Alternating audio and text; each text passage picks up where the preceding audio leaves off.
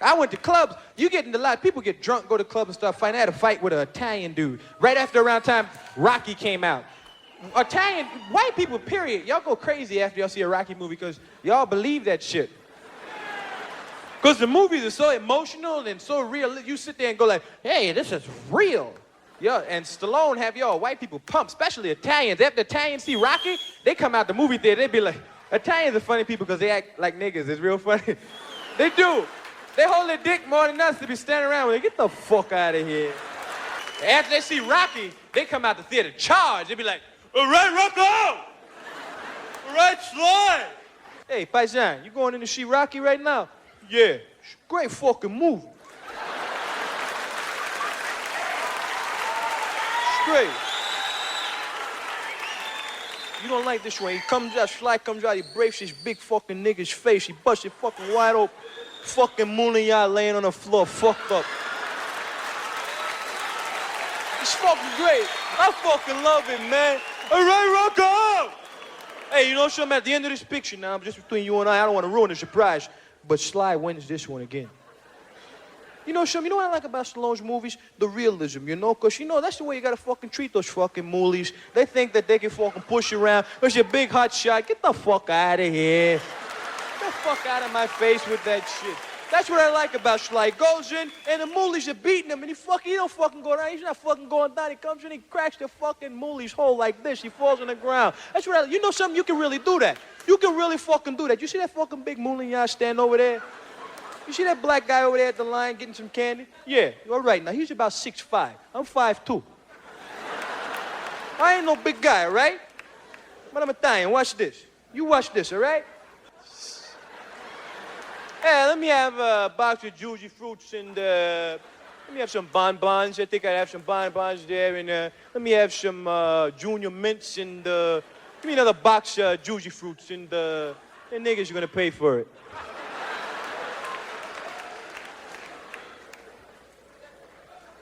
Excuse me?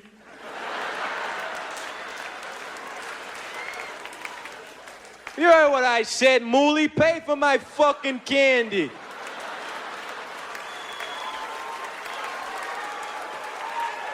Or I'll kick your ass. Oh, you just saw Rocky. Look, little Italian white man. I enjoy Sylvester Stallone's movies too, but I'm waiting here to get some candy. I'm gonna go see a movie with my friend. Why don't you just go hop in your IROC Z28 and take your ass home? I'll kick your fucking ass. Didn't they hear that Rocky music? Hour later, woo, woo, woo, woo, woo, woo, woo, woo. He's not gonna make it. The big nigger named Abdullah's hand wrapped around his throat. And a box of juji fruits rammed up his ass. He's not gonna make it.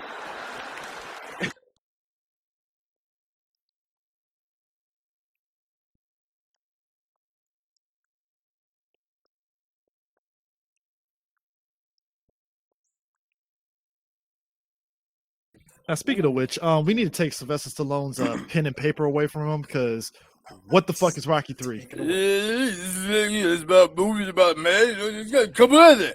You know, he got to see somebody bigger than him and he want to fight. He got lucky. I feel You see Clubber Lang, he actually represents all the fighters about this, about that. D, stop it. I can sum it up. You heard what I heard you. No, I heard what you said, and I can sum it up much better for you and way quicker for you. This is how you sum up Rocky 3. At least I ain't breathing hard. Look, my man. I feel he had ghostwriters in the room for Rocky Balboa as good as that movie came out, and he actually wrote that. He wrote and directed that movie, and I'm like, how did he get that as a how is this the same guy? It's easy because Sylvester Stallone too had the juice at the time, and also the 80s let you get away with shit. Like, see, in the 70s it was about realism, grittiness, and this rawness. It was these underdog story that we, you know what I'm saying? Like, which we had to sit through that twice. Yeah, And fine. here's the thing about it, and when it comes to movies in the 70s, there is an authenticness that they did have, even though a lot of them were shit. But they were still like Look, there even was something about them that you really liked about it. There was some realness. When it got into the 80s, that's when people started doing coke, going, let's put Mr. T in this motherfucker. There's a No, reason. it wasn't. There's it a wasn't reason put- why. No, it wasn't. like, Let's put Mr. T in here. It was. No, I really like that Hulk Hogan guy. Look. There's a reason why there's a big disparity. There's a big disparity between Death Wish in 78, 79, Mhm. and then you get the Death Wish 2 in the 80s, and it's a stark difference because Death Wish 1 had this grittiness, like this real guy, like, you know, his wife and kid got raped, and it's like, oh shit, like this is real, and then, you know, his whole struggle with killing. There's a dramatic aspect to it. There was no goofy shit, right? You get Death Wish 2. Oh, so Paul Kersey just going Home Alone too, huh? Yeah. That's all you're doing now. Okay, cool. You know what it is? It's like games for PS2, how all real and cool it was, and how much innovative shit they did. Games on PS3. I mean, they're not bad, but Oh no, it's Metal Gear last Solid. generation was better. It's Metal Gear Solid. It's Metal Gear Solid 3 to 4. And that's so unfair, and it's so unfair. Really, it's That unfair. is so unfair. Cobra, hey, look, yes, Vogan and the Cobra unit is out there, but fuck it, we ran with it. It was great. It was the Cold War. It's nuts. It's great. Not the same no more, man. Then you We get gotta the put graphic. Look, we gotta put on long ass movies in this one. Don't get mad at me. Get mad at the technology. It's offering. Then 4 happened, and Kojima was like, "Hey, Michael Bay, here's some coke. Do my movie." No, it was more. No. MGS4 was literally Hideo Kojima opening up that box and seeing the Infinity Gauntlet and going, "Fine, I'll do it myself," because he no longer had the writer of the first 3 games. Boy, it's always funny. You can tell when you have somebody there that's saying no, or put that in. No, take that out. Are you sure that last scene works, man? Because I don't think that you can always tell when there's additional people in the room. You know, Hey, with people like Sylvester Stallone, you can really tell when there's nobody helping them. You know, dude, with the Infinity Gauntlet, and this also works. See, you know how when Thanos gets all Infinity Stones and feels invincible? Exactly. In both Hideo and Sylvester Stallone's case, it just took one gem, and he felt like he didn't need nothing else. Nothing else. Here's the thing: to be and it wasn't even a good stone either. So Aris, what was Hideo sitting down at the ranch making breakfast? What was that? Diamond Dogs. No. That was Metal Gear 5. Oh, No, it was Metal Gear 5. No. Because Hideo was like, ballads, and motherfucking Konami came in and busted and started jumping at niggas. No. Don't do that, D. Don't do that, D. Because D, it just reminds me of the frog meme. D, stop it. First of all, that wasn't Diamond Dogs, okay? That was Ground Zeroes was him getting punched out by Konami. 5 years later, after he gets his head cut off, was the Phantom Pain. Look, let me tell you something. And that is not a clever pun for the word phantom because his head's missing.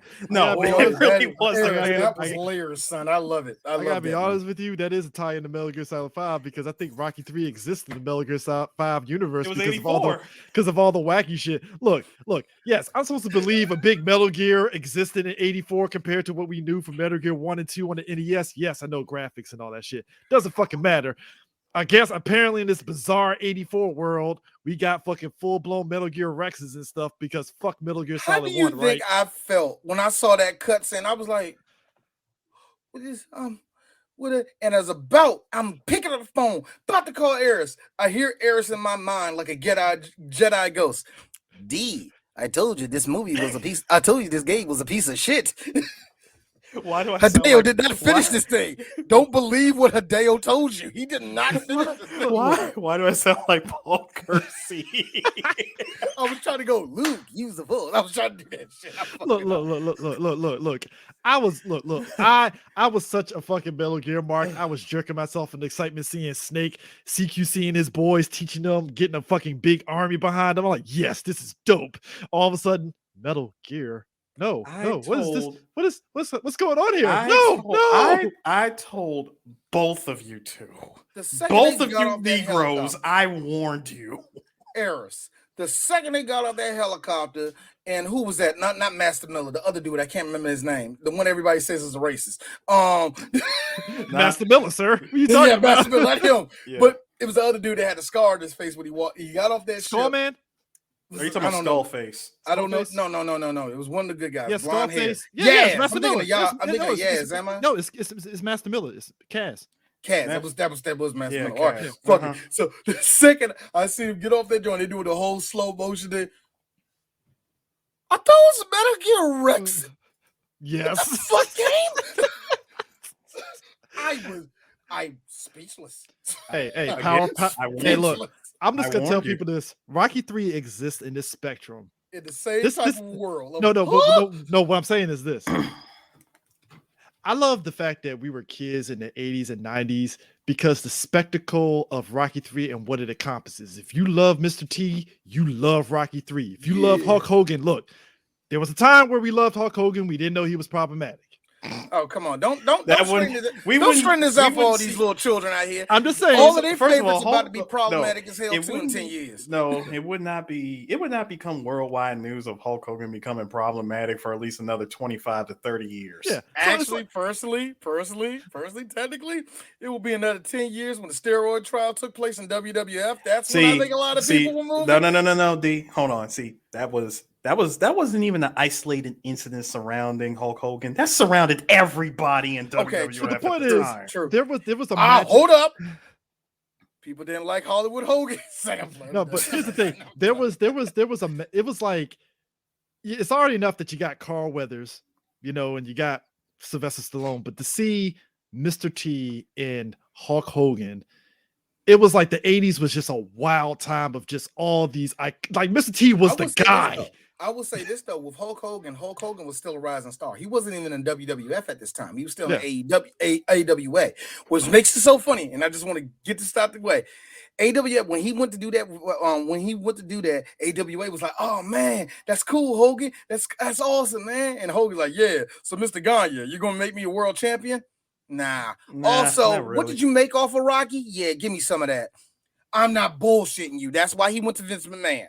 Vince McMahon, for the first time in history, said, "I'm not gonna fuck your friend." And he meant it. That was the first time ever. It was just like, to me, Rocky 3 exhibited everything of the 80s of all these stars. And it's like, I think that's why I low-key get excited about the Creed series, because I'm like, I see Drago and Creed 2, and I'm like, yes. You better stop, yes, It ain't yes. happening. Because Fetch just ended at the second one, all right? So you ain't happening. oh no, I'm willing They're making it. the third one. I think they're going to make a third Oh one. no, they are. I'm willing to this is Mr. T's old ass is going to be in the cane in Creed 3. I'm willing this into an existence. I'm manifesting it, as the younger people say. Stop. I don't want it. I said I don't want it. I kind of want it. Like, I don't your want daddy it. used to be, I ain't No, I'm doing. Your daddy ducked me. No, I'm doing He the. was ducking me too. First of all, Oh, chump ass black motherfucker. Not trying to. First of all, I'm doing the. I'm just doing the SpongeBob meme. I don't want it. I don't want it. Hey, look. I didn't want. I didn't want old ass Drago beating the shit out of his kid, but I got it. And I love it. I wanted that. I didn't. I don't know why both of you say this. No, you want to know why? You want to know why I wanted it? I mean it, and I mean it. I'm gonna tell you. I'm gonna tell you the honest to God truth why I wanted that. Because let's be real. At the height of the tensions between America and Russia, Cold War had already passed, but yet we still got issues. You got your ass whooped by the country's enemy at the time. In your hometown, you know what I'm saying? Your home country, you are a war hero, and you just got your ass whooped by an Italian from America. And your wife birthed your kid and said, "Deuces." Yes, your wife birthed the kid, said deuces. You single daddy it up, buddy. And hold on. And then the more embarrassing thing. Rocky got the entire arena on his side. In the middle. In the middle of the fight and at the end by saying the following phrase: "If I could change, you can change." Also, side note: the funniest thing about Creed 2 is that Drago wasn't even mad at that. He was more so mad Rocky had a thriving ass restaurant. He's like, "So you just got a restaurant, huh? I can't even get a fucking restaurant. Your ass got a fucking restaurant." You want to know why? Here's the one thing I wish. Ass Russian. Here's the thing. They didn't go too deep into it. And I understand why they did. And again, like I said, I'm going to watch Creed 2 again because, come on, if we're doing Rocky 3, just to let you know. Oh, Rocky 4 is later on this year. We're getting to that motherfucker. It was Russian politics. That's but basically that what it being was. said, since we're on the thing of going there, I'm going to see Creed 2 again. I mean it. I didn't like it, but I'm willing to give it another shot. So, I have fun with it this time. You know what I mean? But that being said, I really wish they really just. So the wall came down, and Khrushchev, not Khrushchev. God, who was in power? Gorbachev. No. Gorbachev. Before Putin. Gorbachev. No, both of y'all wrong. Boris Yeltsin. Oh, Boris. Yeah. So Boris Yeltsin just said, "Bye." Oh yeah, Russia. Nigga, Russia.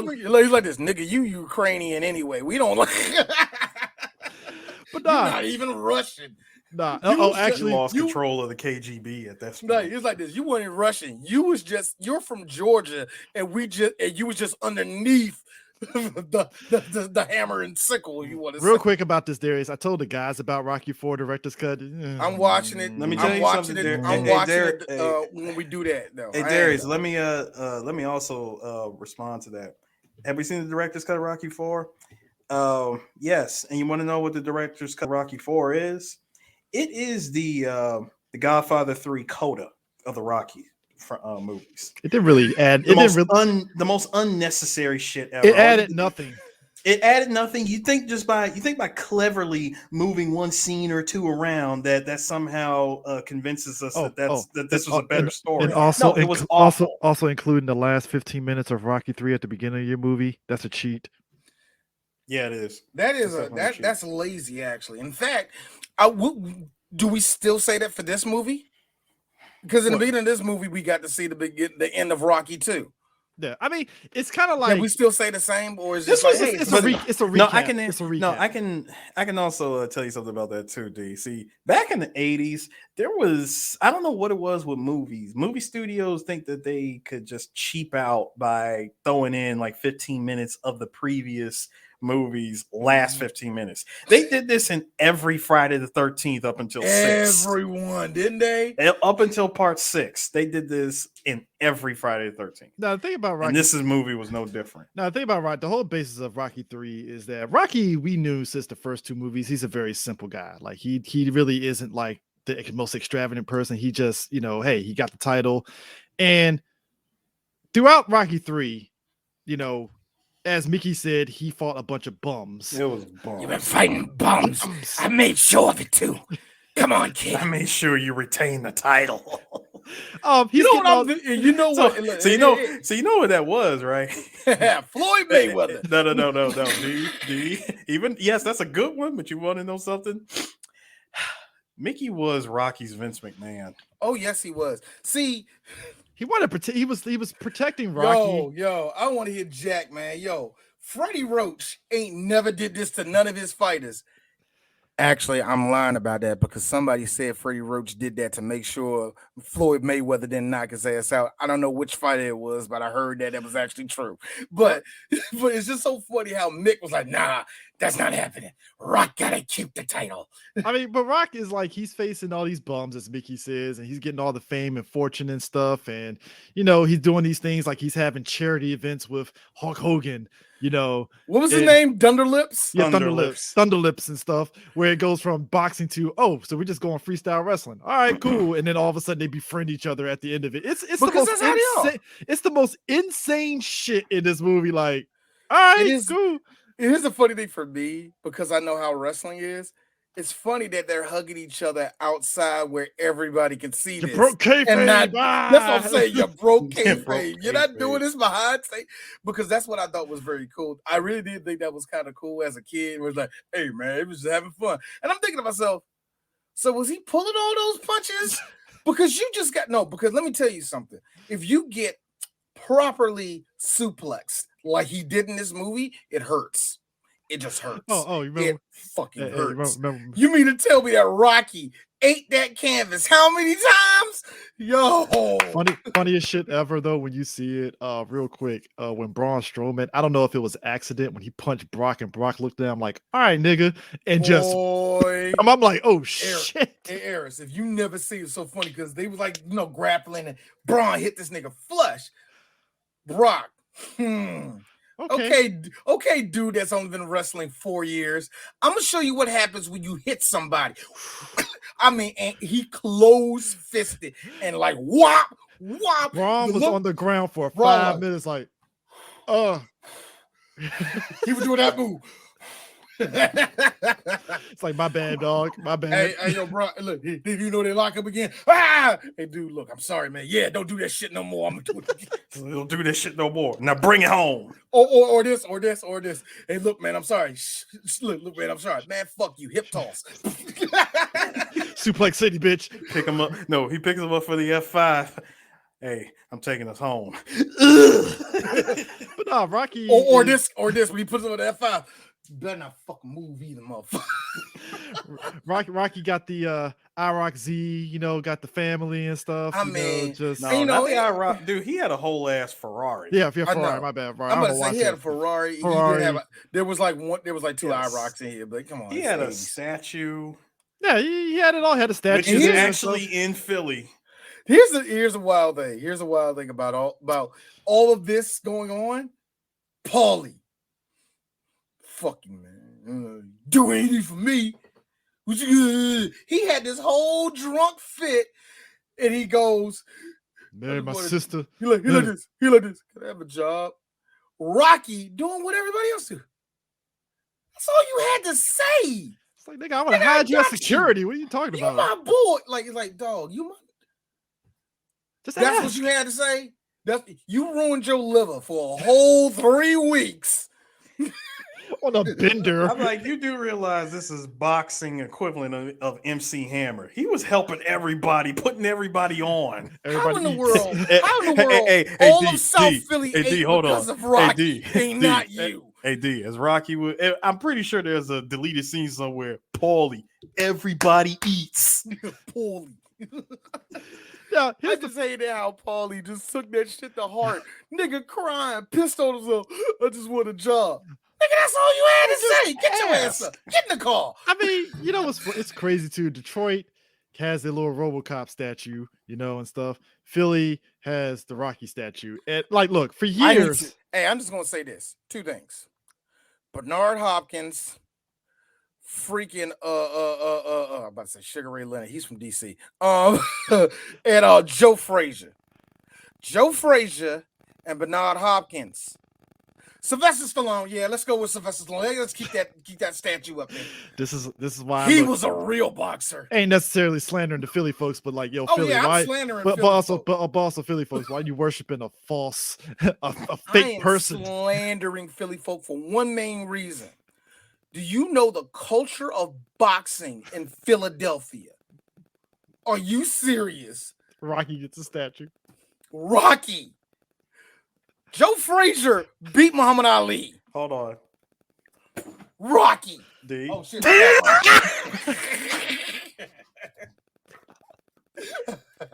was beautiful. But it's just wild. No, hold on. No, I gotta get. No, wait, Chris. I gotta get this off. See, I get where D's coming from. I get his argument, but let's just be real. Do any of those boxers have movies? Hey, Eris. Bernard Hopkins. I'm making this up because I don't know if it's real. Bernard Hopkins was deaf in one ear. Meanwhile, But did he have a movie? Oh, like. Donovan McNabb got to compete with the fucking Rocky statue. No, I'm just saying it just sucks that Joe Frazier knocked out one of the greatest greatest boxers of all time. No, Joe Frazier himself is one of the greatest of all time. D, guess what? Hold on.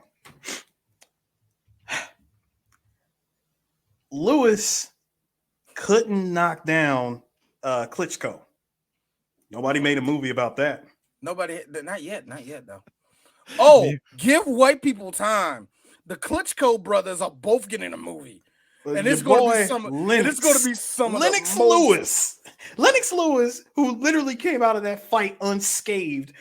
Klitschko busted from here to next Tuesday. Never went down. But hey, you know what? Us here in Maryland. That shit was a movie. Us here in Maryland, though, a real athlete got a statue, and his name is Cal Ripken Jr. Fuck you, Philly. Fuck you, Philly. Got a point. He won a World Series with the Orioles back in the 80s. The only time the Orioles won a fucking World Series. He got a statue. Hey, Chris, ain't he on the cover of one of the video games? Yes, he is. He is. He at least got one cover. He at least got one cover and didn't get the curse. I will also say this. Down in Palmer Park, there's like pictures everywhere of Sugar Ray Leonard looking like this, some type of position like this or something like that. Hell, down there over in the boxing ring down there. Well, man, that whole gym down there in Palmer Park is legendary. I don't see one statue of fucking Sugar Ray Leonard out here, man. I mean, the niggas, he pretty much built this place. I'm surprised the city of Glen Arden didn't just say, fuck it, give him a statue. Fuck it. I'm pretty sure there is a Sugar Ray Leonard Day. I don't know what day it will be, but still, just like, yo. Philly, that's saying Philly wows me. I'm like, Rocky got a statue. Rocky got a whole ass statue. Listen, let me tell you something, Chris. If former President George Bush can give Selena a holiday, why not for the sport of boxing? I mean, Selena, give one of the boxes for Philly a day. So Selena is a national treasure. So you're right. Yes, she is. She's a national treasure. But come on, man. There's at least one boxer still living that can get a statue. Hey, hold on. I'll make it even here. Listen, I'll make it better for you. Put it right next to the Rocky statue. Man. You put it next to the Rocky statue. Jesus. You know what's funny? I am messy. So Rocky 3 is Mr. T's first movie. It is. First movie. First credited movie, because he did the Blues Brothers, but he was like uncredited and stuff. So he didn't really, he didn't get a credit for that one. But Rocky 3 was like his first credited role in the movie and stuff. And help me out here. I'm having a Vlad TV moment. Did he do the A-Team before this or after this? I believe he did the A-Team. I think it was in where's it at? Damn, where's it at? I saw it on here. Oh yeah, A-Team was after this, directly after this. So A-Team was 83 to 87. So he did the following year. So yeah, it's funny too, because we talk about this. He did A-Team, but then at the same time, like 3 years later, boom, he's at WrestleMania, and stuff. So yeah, because Vince had to hop on that. Yeah, so it's like Mr. T had a great time in the 80s and stuff, and then it hit the 90s, and it's like he did little bit roles and stuff. I remember, no bullshit, and it's the funniest shit ever. I swear to God, if you say what I think you're going to say. I watched the show Eat the Cat, and he actually did a voiceover role in that show for multiple episodes. I remember. I thought you were going to mention another movie. No. It's just he always did those. He did those little things, but also we talked about this. Him being the wise black janitor in Not Another Teen movie. That was great. That was funny. That was perfection. That was perfection. Yeah. Go see the little kid out there. Oh, cripple kid out there trying to. But here's the thing, because this is Black History Month and stuff, we have to talk about the illustrious Clubber Lang, the most niggerish of black boxers, who rolls right up to fucking Rocky's fucking coronation of his statue like a nigga and just starts talking like, yeah, you ain't fighting nothing but bums. And Mickey being the guy that's like, oh shit. Like, shit, he figured it out. He figured it out. I like how Mickey just slowly Homer Simpson into the bushes. the second Clubber showed up, man. He was like, ah, shit. Ah, crap. Here we go. Yo, he talks so much shit. He even talks to his wife like, hey, you want to be with a real man? I was like, oh, shit. That was it. All you had to do was just mention the man's wife, and that lit a fire under Rocky's ass. I mean, Rocky, he would probably fucking slumped your ass right there in front of everybody. I'm just saying. I don't know, because let's be real. Clubber been fighting. No. I'm saying Rocky would have got slumped. Yeah. Rocky would have got hit. The movie I was going to mention, Chris. Did you ever see a movie? Yes, I seen that. Great movie. Great movie. I loved it. Yo, that is a criminally underrated movie from Alex Winter that actually I'm glad it actually Alex Winter wasn't this. He directed it and wrote it, and I'm glad like that movie got a lot of audience that realized what he was doing. Randy Quaid, William Sadler, Megan Brooke Warren, Shields, Bobcat Goldthwait, and Mr. T. Yeah, it was. Hey, fun part: $12 million budget, only made $29,000 in the box office. But apparently, it made out like the reason why it got so much of beloved was because the home video sales. Yeah, the home video sales actually did very well. Nothing. Like, guys, if there's anything the 80s and 90s have taught us is there's nothing like a safety net of VHS sales. Son, do you know how many I mean, this is a lot of people. Do you know how many franchises? Do you know how many actors still had jobs? We're lucky to still have jobs because Alice Winter was like straight to video market, nigga. Shit. Alice Winter was like, oh shit, people buying this? All right, I'm in. You know, I'm glad that you mentioned that movie. Now I'm not alone. I love that movie, man. I've seen it at least like 4 times when I was a kid. I haven't seen it in years, but I remember it distinctly. I watched it because I saw a bearded lady. I was like, is that Mr. T? Wait a minute, is that Bill? Also, shout out to him playing the sheriff in Cloudy with a Chance of Meatballs. Funniest shit ever. Oh, Get back in it here.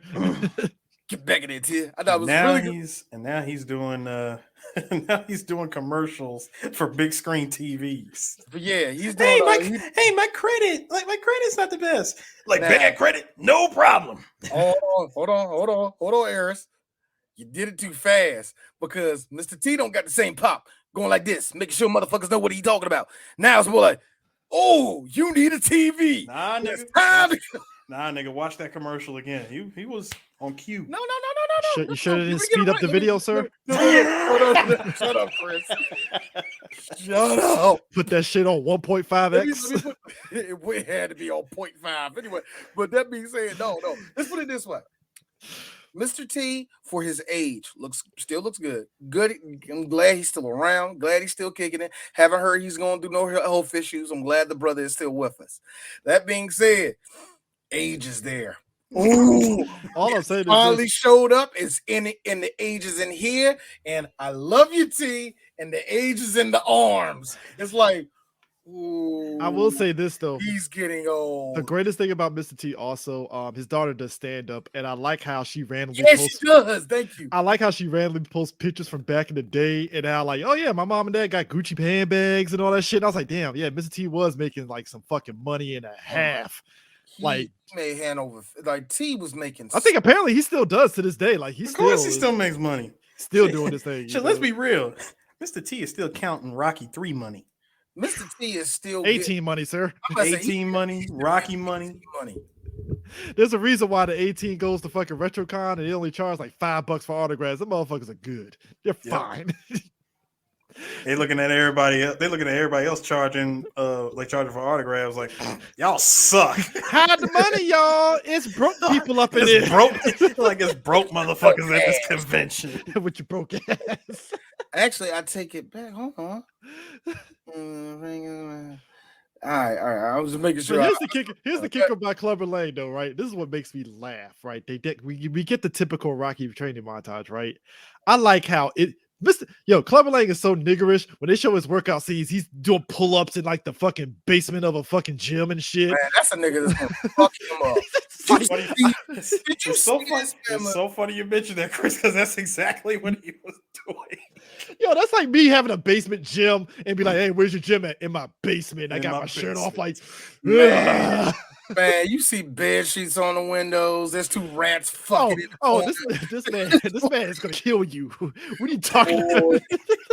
Yeah, when Mick is telling you this guy's gonna kill you, Rock. This guy's gonna kill you, Rock. So, how you gonna do your training? Well, I'm gonna do the training the best way I can. I'm gonna have a full ass orchestra right here. I'm gonna have women over here. I'm gonna have cameras on me. This is why Hey, this is my last fight, man. It's gonna be great. This is why I love Creed 2 to show the difference between Drago's son training and Adonis training, because Drago's son got fucking chains. He's running behind his dad's fucking old ass Ukrainian pickup truck. Hey, I gotta be real with you. When I saw that, here's me. This is terrible writing. You're doing what you did the first time. This is Clubber Lang. You're going to show one dude in the lap of luxury, and you're going to show the other one. I hate it only for one reason. I'm sorry, Chris. I didn't mean to. No, you good. I hate it for only one reason, because this is what old head boxer fans think. That's what makes you good.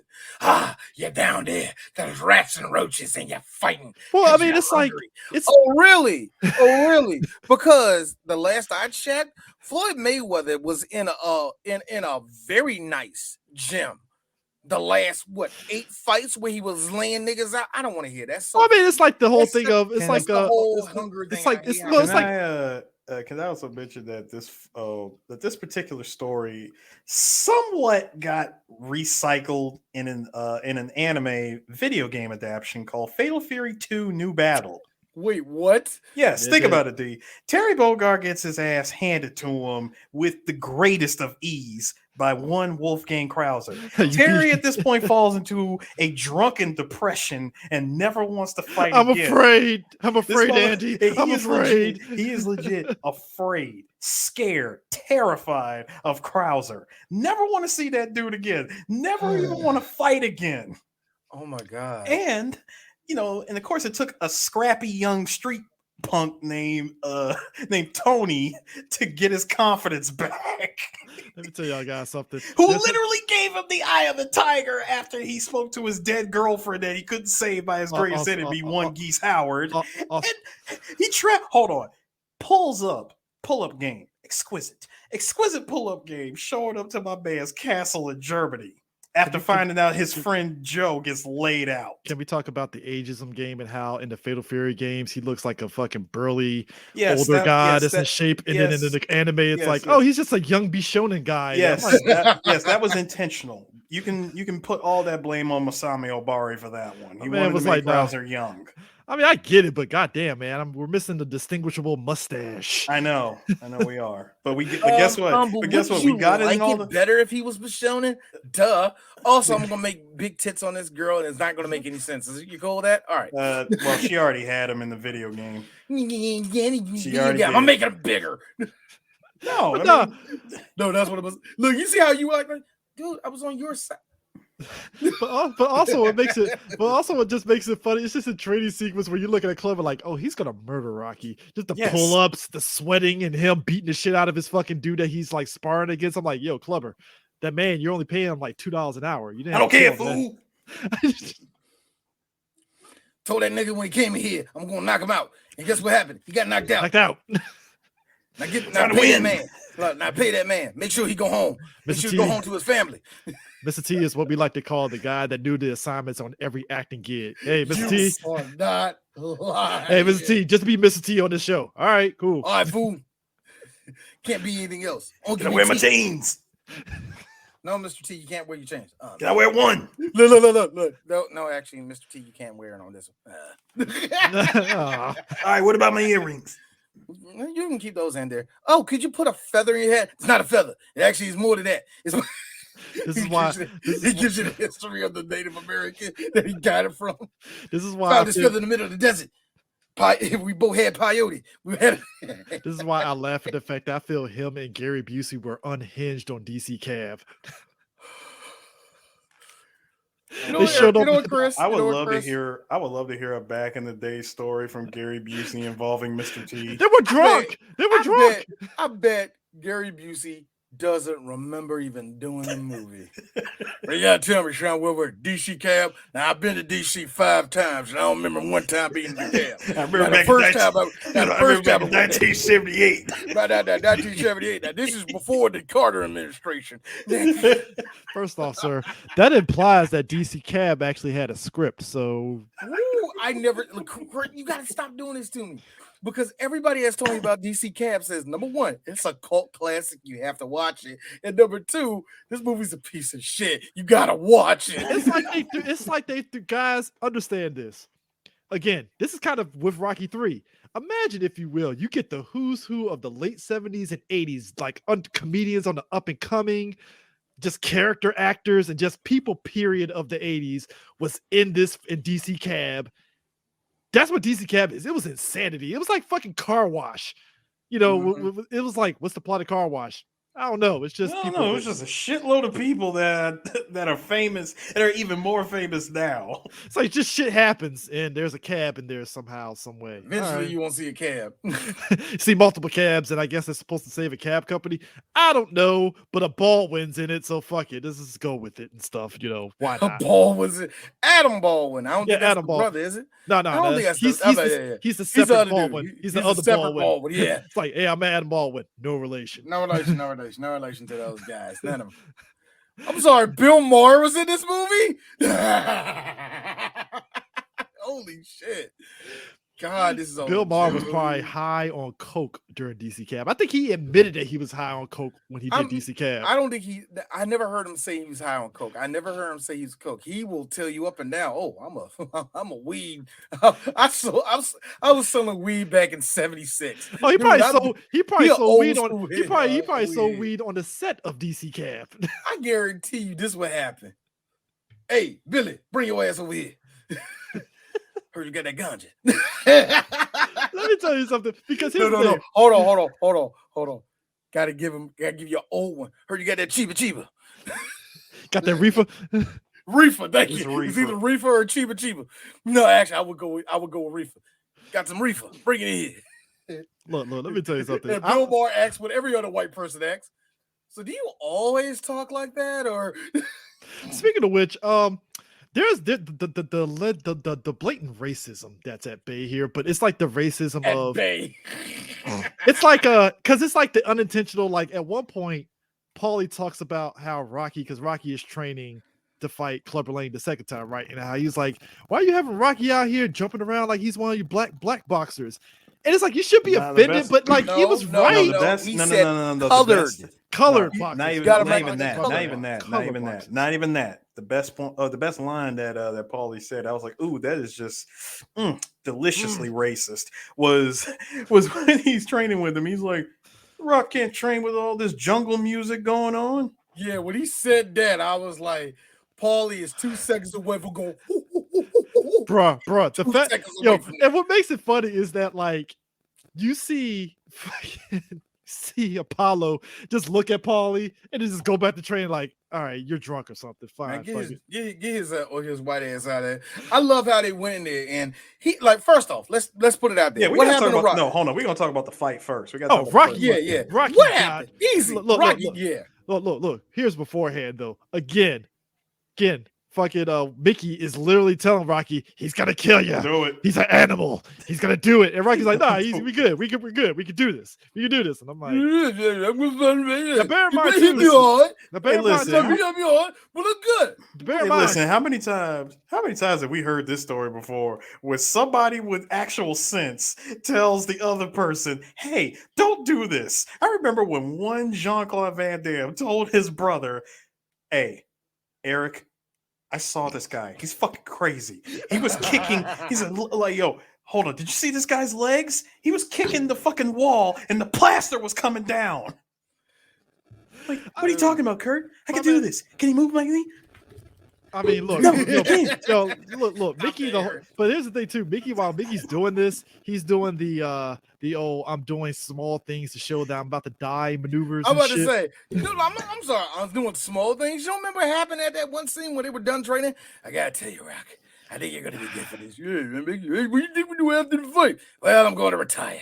I think I'm gonna retire. I think I'm gonna retire because because Mick low key knew that Rock was gonna get his ass whooped. Yeah, yeah. That's just 2 days to retirement right there. Like, yeah, go ahead, pick that up.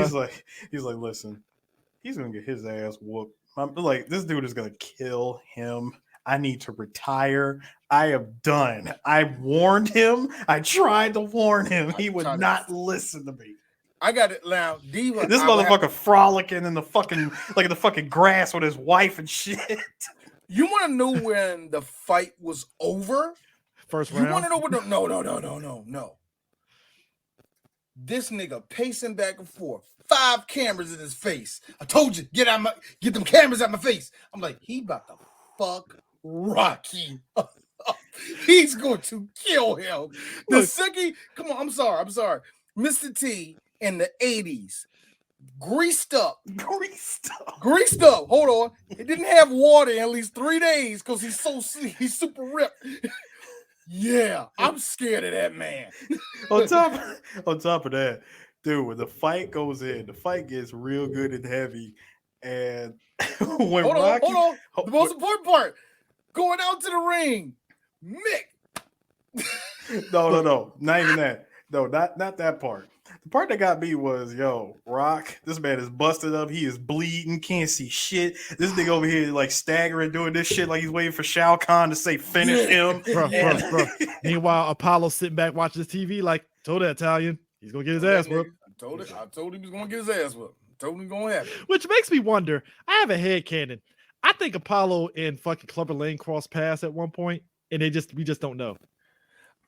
My headcanon actually for them is actually more simple than that. Nigga, I don't want you. You were old, man. That's the only reason why Rocky beat you. That's my headcanon. Yeah. That's a good one. Yeah, that's mine. Like, nigga, I don't even want to fight you. Who are you? You let this white boy before he drop you twice, technically. Or let's be real. They met one time. And Apollo said, nigga, give me your street car. Like, you ain't got, like, your black card ain't good no more. You got beat twice by Rocky. Let me tell you, I got a question. Think about it. Apollo's walking to his gym, seeing a bunch of those young guys out there. He wants to, feel better about himself and all that. I just lost, man. I lost a big match to a man I end up respecting a little bit. You know what I mean? Yeah. I'm feeling kind of low. Think about it. He walking into about before we get out there. He sees Clubber Lane walk over there. Oh, there he is. That's the one that lost. So you just gonna walk. So you just walking away too. I thought you would. Niggas like you don't. It's a yeah. Yep. Yeah, no choice but to Woo, win. You ain't lying. Look. Anytime, man. I bet he stood outside of Clubber's. I bet he stood outside of Apollo's gym every day. There he is, chump ass nigga walking around. Yo, can't knock a white boy out from Philadelphia. Yeah, 15 rounds, couldn't do it. Let's be real.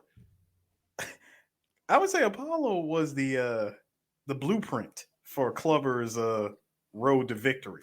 Oh yeah, He saw what happened and said, "Oh nah, not me, not today, not today, no, not that type of nigga. Not gonna happen to me."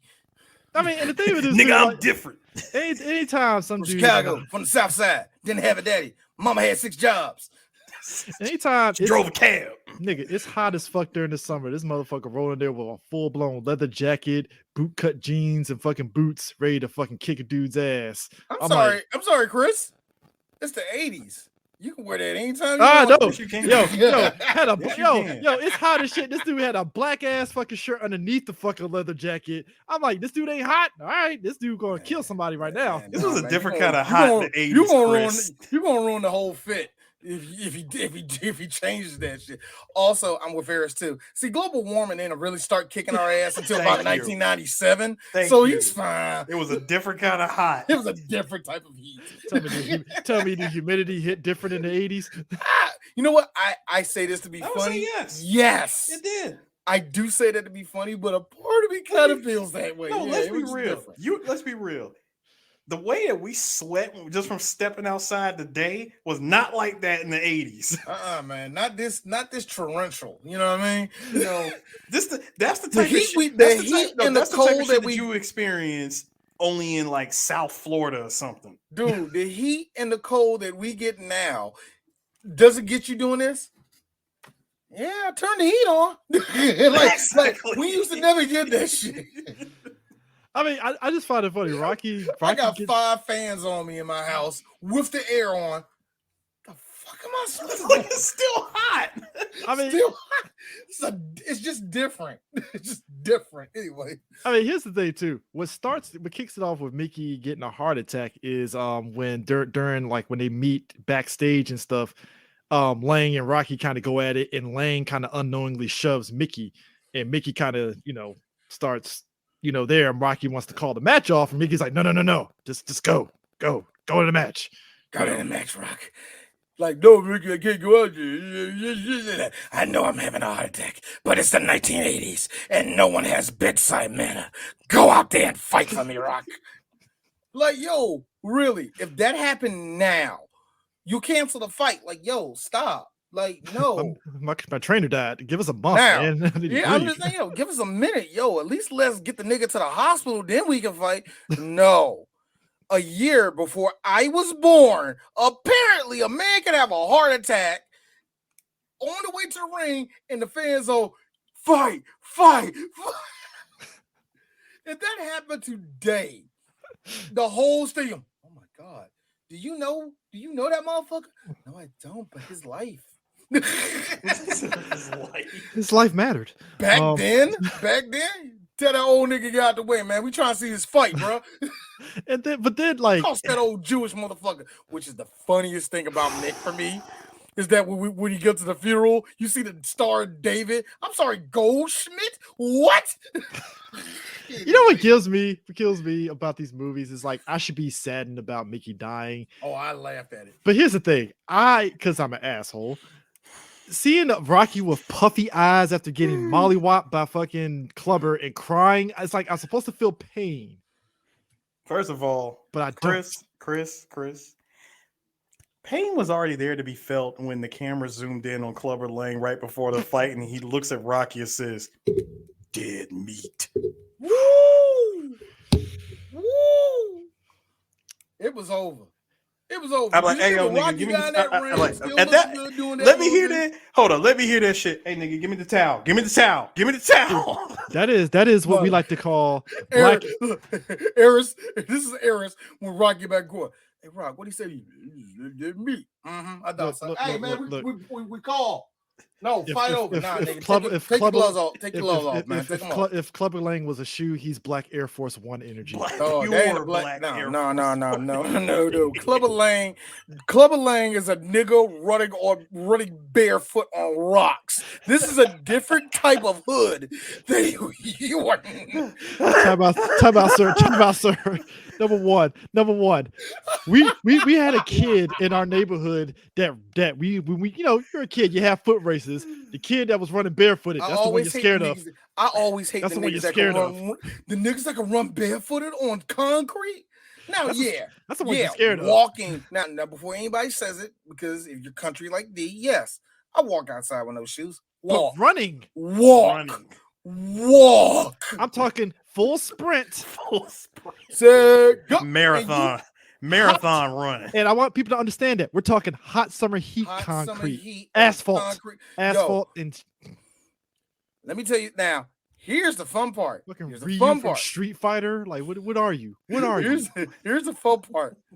Now, if you are a girl and you take your shoes off to run like that, you just a bad bitch. I mean, girls aren't built like that anymore, But if you're a dude doing that, no. Look. But if you're a dude doing that, no, you're going to break into houses. I mean, a girl does that now. She's gonna look at you like, you gonna pay for my pedicure, nigga? No. All right then. I did my like you gonna pay for my pedicure? No, I ain't. That's why I dust your ass, nigga. Bitch, motherfucker. You ain't a man, nigga. all of a sudden, I look at y'all guys. That's why I married her. She's great. She's great. She's great. Get your ass in, Chris. I'm coming. Yes, ma'am. Whatever you say, ma'am. No, don't do the chump thing. Okay, mommy. Here's me and Eris. That's why you say, ma'am. Yes, ma'am. I think that's even worse. I don't know if that's worse. Look, I don't know if that's kinky between you two or makes it worse for everyone else. I don't know. No, mom is worse. Ma'am is just like, all right, it's something kinky. I'll allow it. Yeah, maybe. man. Look, whatever. But nah, yo, you ain't lying though. That is barefoot. That's like, oh, run away now. Barefoot. Please. So let me tell you something. When the fight was going in, Rocky coming out there swinging, thinking he's going to take him down. He's like, all right, I'm just going to pepper him a little bit. And then, I'm just going to drop him after one hit. First of all, for the first round, not even for the first round, I would say the first 45 seconds, Clubber ate every single he was hit. just filling them out. It was just like, all right, I feel you out. My man was like, all right, let me fill him out. My man in the corner. No, my man in the corner of a team Clubber was like, double up. Whop. Man, listen. Here's how fucking Clubber's own boys had fucking energy of like, let's fuck this Italian up. I'm like, let me tell you something. Let me tell you something else, Chris. Let me tell you something else. You know when you play Fight Night Round 3 and I think I know where you're going with this. You know when you play Fight Night Round 3 and you press the button to do haymakers and you watching that freaking energy just go like you're just watching the energy bar go down. For Clubber, this motherfucker had cheat codes because that bar didn't move once. It didn't move once. That was the power of black people knowing that the smoke is theirs. That's what that was. His trainers let me tell you something. And it won't happen, but if we found out that it was a beatable white boy was the boxing champion, the next brother up is going to be insane. It's going to be like black people watching Black Panther. It's going to be like black people going to see Black Panther. It's going to be on that same level. I can't wait for this nigga to knock out this white person. It's not enough that we're already doing that right now with Jake Paul and everybody's like, all right, who's the next nigga up? It's funny, isn't it? Isn't it funny? That is too funny. But you know the sad part I learned about Granted, Floyd Mayweather kind of showed like, hey, it's possible because Floyd didn't even do shit in that match. That's the funny thing. Nothing. No. Play defense, took his money, and Floyd left. did so. Remember when Floyd punched that nigga flush that one time? Oh yeah. Jake felt that shit. I give it up to Jake. He didn't fall, but nigga, you should have. If you were smart, you should have. Also, that was Floyd going like 10% because if he went full 50. Oh boy, man, that's Frieza flicking a booger at somebody. It's like kind of like when you give a love tap to a kid playing around like, kid, like that, and it doesn't hurt. It's like, like that. That was Floyd, right? No, it's a boxing love tap because it's the same one that Richard Pryor famously talked about. When he fought Muhammad Ali, all he saw was Muhammad's fist coming back, and it freaked him out. So finally, I hugged him, and finally I tried to fight him back. It didn't work because all Muhammad did was like me. I was like, all right now, all right, calm down. I'm gonna let you go. Bop, take that with you. And take that with you. Richard Pryor talking about how he fought Muhammad Ali is one of the funniest things in the world. Yo, Aaron ain't lying though, because as soon as he said double up, it used to serve. I'm like, oh shit, that was it. Boy, that double up. As soon as he said double up, I'm like, yo, this shit's over with. Because that was just one round. The round wasn't even over yet. Dude, this is swings. It was like 3 good swings, and you just saw nothing but damage. That's like playing Street Fighter, and you taking out somebody, not even taking them out. You get somebody caught with a dizzy after 2 fierce punches. No, dog. It's like when you're using Sean and Third Strike facing off against the Gil computer. You do 3 hits thinking that you did something. The Gil was like, oh, that's nice. I'm like, whoa, 80%? That's cute. What the fuck? Elbow. It's like 80% fireball, ice ball. It's like your health goes from like 95 to like, whoa, 50%. What the fuck happened? And then when you thought you did some damage to him, here's Gil. Resurrection. Yo, double up. And I was like, oh, Rocky, he's about to rock your life. It's done. Your life is out of here, my boy. Every white person in the arena was like. And you know what I thought? You know what? The only thing that was going through Rocky's mind the entire time was, where's Mick? I'm like, Rock, you're getting killed in the ring. Where's Mick? Like he's like this. Man, Rocky, it's almost like you should have canceled the fight. Paulie's sitting up there like, I don't know, Rock. Throw a swing at him. I don't know. Fuck I don't know. I don't know. He's a nigger. He might. Oh, what? He wasn't going to Joe Rogan that thing? There, I time stamped it. Rocky takes 2 minutes to illustrate critical race theory to Paulie for 2 minutes in a deleted scene. Here's what it does that. See, we don't teach the kids what slavery really is. So we just gonna say we're the bad guys? I mean, yeah, we kind of was. You know, I'm Italian. You like you say well, we did, man. That would be great. Also, I actually like this. Hey, listen. I apologize for Christopher Columbus. He didn't really discover America. I mean, he discovered America. He just went down to that island and killed a whole bunch of black people. It wasn't great at all. Fucking Clubber sitting in the corner like, what? Like, thank you, Brian. He said that dude in 1982 V-Trigger. He was like, double up. Get the V-Trigger fucking shit pop up for Street Fighter 5. I was like, oh shit, this is a wrap. That was pure Balrog V-Trigger. Nigga had the steam coming off. No, nigga, what if fucking... Man, you ever see a nigga get hit with a crazy buffalo in real life? I wish Clubber did the dirty bull. The dirty bull, yes. Put his foot on fucking Rocky's foot and just bip. No, and then hold on, hey Chris, don't forget he hits him with it, and he got hit the shrug at the end, like, hey, I don't know. Yo, he really did dirty buffalo fucking Rocky though. It was like only thing missing was the shink.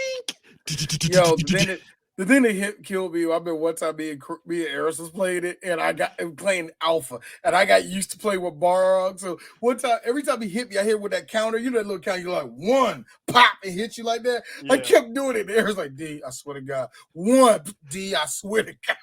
That's Rocky. Because my lame ass don't know. Look, because my lame ass don't know how to charge up a character long enough.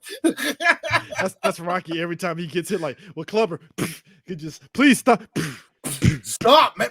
Stop! Oh, but it was all said and done when everything goes slow motion. And when you see the look on Clubber's face when he knows, oh, I got his ass. All right, back. I mean, wow. So again, we found out Mickey is Jewish, and I'm like, oh, Mickey was Jewish. All right, cool. You know what? No, we gotta do it properly. What we got was Mickey going back there, and Rocky going back there. Mickey just doing that bullshit of whispering while you die. Mick? Did we win, Rock? Did we win? Yes, we won. Why are you lying, Rock? You didn't win. That's bullshit, Rock. You let that nigga beat your ass. I think the year at Ichi is over. He done beat your ass so bad. I bet you smell like collard greens. Hey, listen. I bet you any amount of money that low key Mick knew that he lost. Sauce off your Italian ass. D. I bet you any amount of money that Mick knew low key that Rock lost. Yeah, come on, Mickey hear the roar of the crowd. He knew what went down. As Mickey was sitting in the locker room eating his grapes and then died. Eating his grapes. Mick. Yo, hold up, Chris. You just play the snake death. First off, I'm mad, D. The only thing missing from D was the gunshot. Oh no, Mick ain't coming back. Mick is not coming No, but the gunshot set it off for me. I'm sorry, it just does. It's like No, when you hit, you know what happens? You hit quit.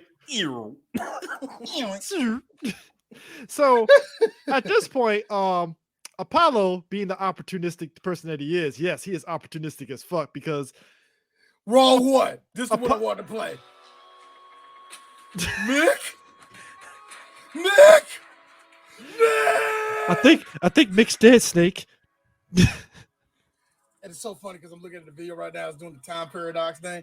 Do you know that thing freaked me the fuck out when the first time I saw that? God, I love that game. Anyway, go ahead. Nah, but Apollo being the showman's is like, Rocky, when you beat me, you had to eye the tiger.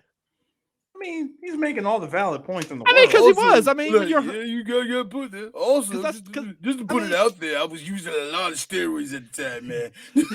No, but that's something that's in sports a lot of the times, not with a lot of athletes. It's that like the edge that got you to the Mhm. point of being good, you end up losing it when you kind of lose sight. Yeah, a lot of people have that. A lot of people see this with certain champions. You see, Yeah, in not every sports. champion, but certain. Yeah, but certain champions you see in sports is like that's one time, isn't it? Like Tom, like I'll say Like this. you Tom, had all the juice in the world that one time. Good example is actually Donovan McNabb is probably that best example of that. Yeah, somebody had all the juice in the world. It's like he's never gonna go back to the Super Bowl. But here's the thing. I would say this: Tom Brady is the example of somebody that kept that juice up. Even recently, now he's retired. Like you could tell, even when he got to the Buccaneers, he had that. Yo, we're fucking doing this shit. If I gotta will this shit into existence, then it's so kind of be funny. it. His idol had the same thing. Joe Montana had the same type of drive too. So you have those certain athletes that even our quarterback Troy Aikman, same thing to a degree. Because Troy Aikman under fucking Schweitzer, we know about Troy Aikman and Schweitzer and how they did not like him and Barry Switzer. Oh, him and Barry Switzer. There's clips online during that year where Troy was like, "Hey, motherfucker, we're fucking doing this shit." Like hey. There is what I always appreciated about in sports when it comes to the leadership. Like there's one thing for I was never the leader of the team. I'm always the motivator that's either on the bench or I'm like in the starting lineup. I'm trying to give everybody hype. That's one thing. Yeah. But when you're the leader and you lead by that full example of like, no, we win games here. We do this here. We do that here. Yeah. Like I would love to think that LeBron James has that same idea. To a degree. Look, until he gets halfway. Nah, get rid of him. But then again, him like LeBron, Kobe, Michael Jordan, all of them had that same drive of like, okay, if you're not moving as fast as I am, you can go fuck off. You can go fuck right off. And I do like that from some people in sports because they got to drive to win. Yeah. I just remember something else, guys. Rocky got his ass whooped by Clubber at the age of 34. 34? He's 34. Clubber was 34? No. It said Rocky was 34. Rocky was 34. That's considered, Clubber was younger. That's considered up there, especially in the 80s. Back, I don't know how long Muhammad Ali was fighting. Because remember when Clubber was on TV talking to dude interviewing him, and he said, hard words from a hard man. Now the odds are, and he said, now listen, the odds of Balboa making a comeback at 34. Clubber was officially 28 years old in this movie. So a 28-year-old beating the shit out of a 34-year-old. Talking like an old black man. Okay, I got really black men older than us were always old. Again, it goes back to my theory. Maybe it's the water. I don't know. We're I was 28. I didn't look like that. I'm sorry. I knew plenty of niggas that were my age that still had almost a childlike voice, like all of us do. We still you can tell how all of us sound when we were kids, unless we wake up in the morning. You know what I mean? Like, look. I'm like, we're removed from 40 years old, and I don't look how 40 years old was back in the 80s. I'm just saying. No, listen. That's what I'm saying. My dad. Hey, Chris, come on. Like, we had that same energy. You gonna look good? Like, yeah, thank you, Daddy. No, Chris, we have that same energy when we look at dudes that was 32 in 1992, and we're like, wait, hold up. I feel it's racism and just hard times for black folks during that time is why they aged up. I'm sorry. It's just, the worst one though was, nigga, this is what 28 looked like in 1993. I'm just mad they use Old Boy from 227 as the example. I'm like, you guys ain't shit. Like, damn. Y'all need to stop. Yo, Hal Williams is just on there being a regular black father on 227, and y'all using them as this is what 32 was back in the 80s. I'm like, you know what? Who was it? It was actually Donnie Simpson that said it. Donnie Simpson made a joke about that. He's like, I look back at that like, God, I look younger now than I did back then. He's like, it's amazing how all of us look back in 1980s and 90s, and we're like, wow, we thought that made us look good. No, it made us look older. I never understood why we did that. I mean, hey, ladies loved it. I really think that was a baby boomer thing. You did stuff to make you look more, like, I guess, like, to do whatever like that, and it made you come off looking old. I mean, we talked about it. We talked about it in Juice. My man that Q having that illegal relationship with old girl, but her man, who was the same age, looked a little bit older than the age he was. I was like, I'm sorry, Chris. I'm sorry, Christopher. Q didn't do nothing illegal. The women he was fucking was doing something illegal. I know it's illegal. I'm just saying. It's like, so let me get this right, lady. No, I just like to correct that. Like, no, it's her fault. Q was the victim in this, actually. I'm just saying, it should be illegal for a 28-year-old to beat the shit out of an old man like that. That's all I'm saying. It really should have been. Yo, Rocky gets. I like the one thing I give Rock. I would give Rocky this when he was at the fan where, like you said, you see the black eye through the aviators. Hey, them aviator shades was not hiding that shit. Here's me. Look good, Rock. That's the some more of guys listen. Knock my blood off. No, actually, hey, Brian, here's the funny thing. Brian, actually, real quick, Brian. So Mr. T was actually 29 at the time of Rocky 3. He was 29. Now, how 29. Old was Glover himself in the movie? They said 28. Well, Brian says he was 20. He's supposed to be 23, which I'm like, I don't know. That can't be right. I don't know. I never heard no age get yelled at. I think we just Glover. I want to know. Yeah, but I mean, either way, it's. Yeah. Clearly, a 20-year-old was beating up on this old-looking white man. But I wanted to throw out some more isms from Paulie that we forgot to mention. Hey. So there's a part. There was a part where they get out of the fucking collard greens. No, dude. Listen. There's a part where he gits out of the car. I mean, when they all got out of the cab. First of all, Paulie ain't shit when he says, "This place is disgusting, Rocky. This is below our standards, below your standards." Took another look around. I don't even have a gun.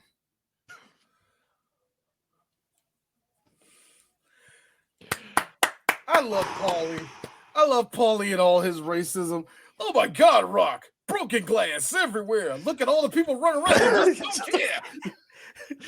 Can't stand the smell. Can't stand the noise. Thank you. Hip hop. It started out in the park. It's like, Rock, what are we doing here? It's like a jungle sometimes.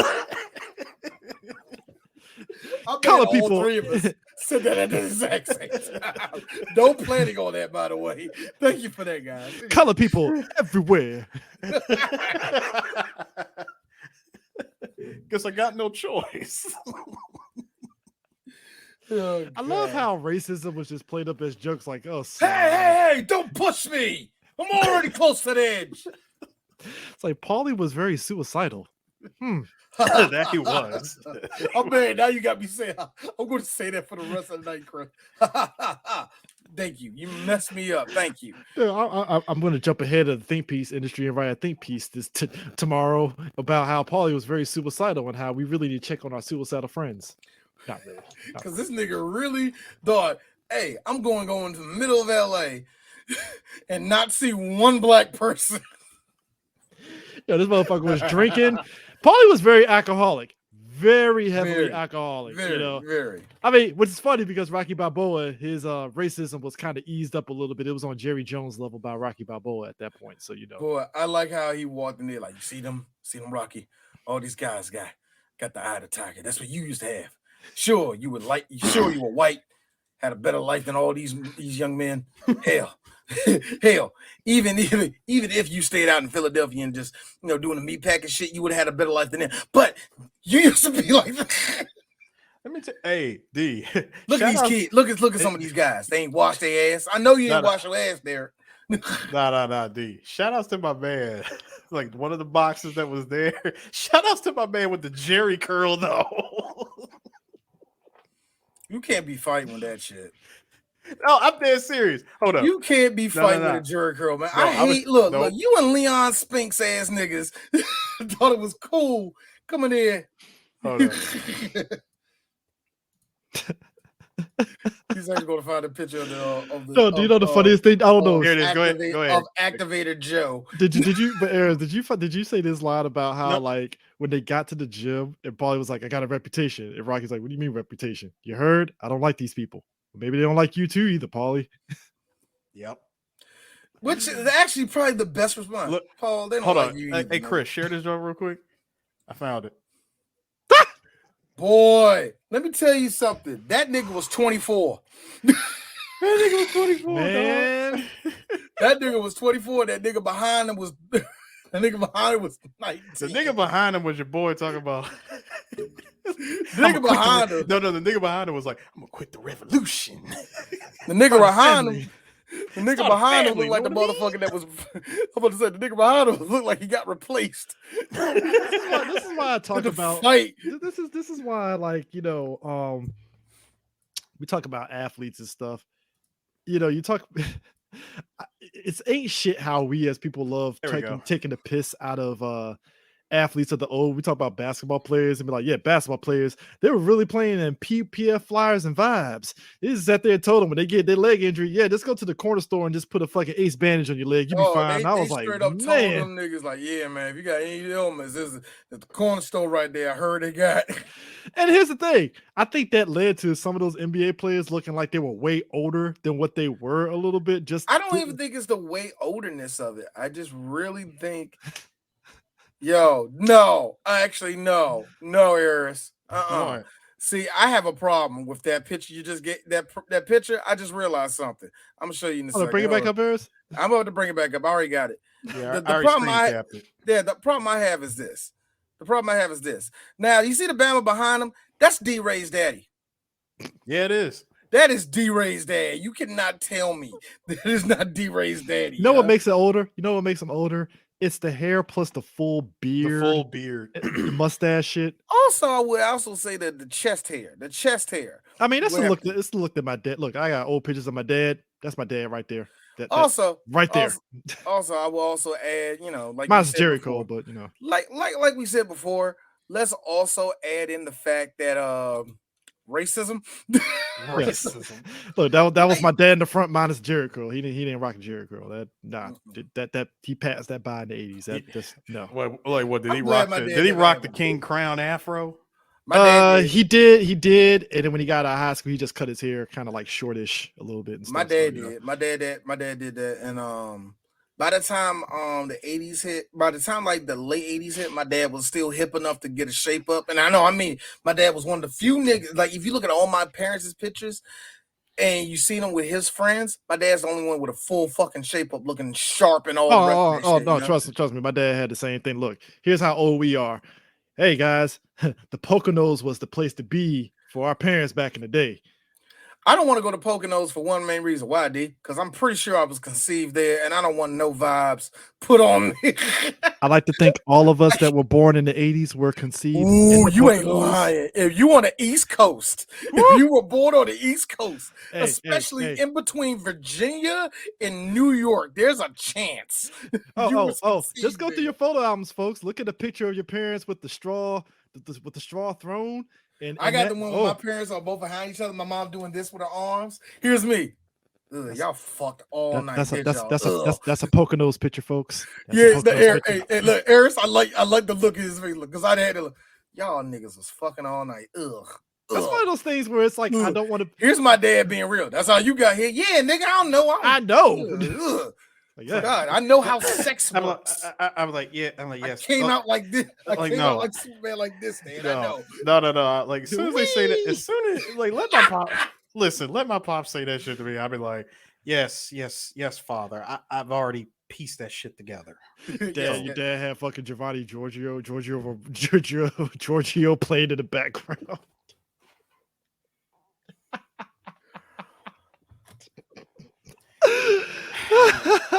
Nah, knowing my dad, he probably would have had some Paul Hardcastle or some shit. I don't know. No, my parents. Mama used to say. No, my parents. No, my dad. I'm not going to disrespect my daddy. But I'm making a joke. No, my dad, he fucked the BB King. Anyway.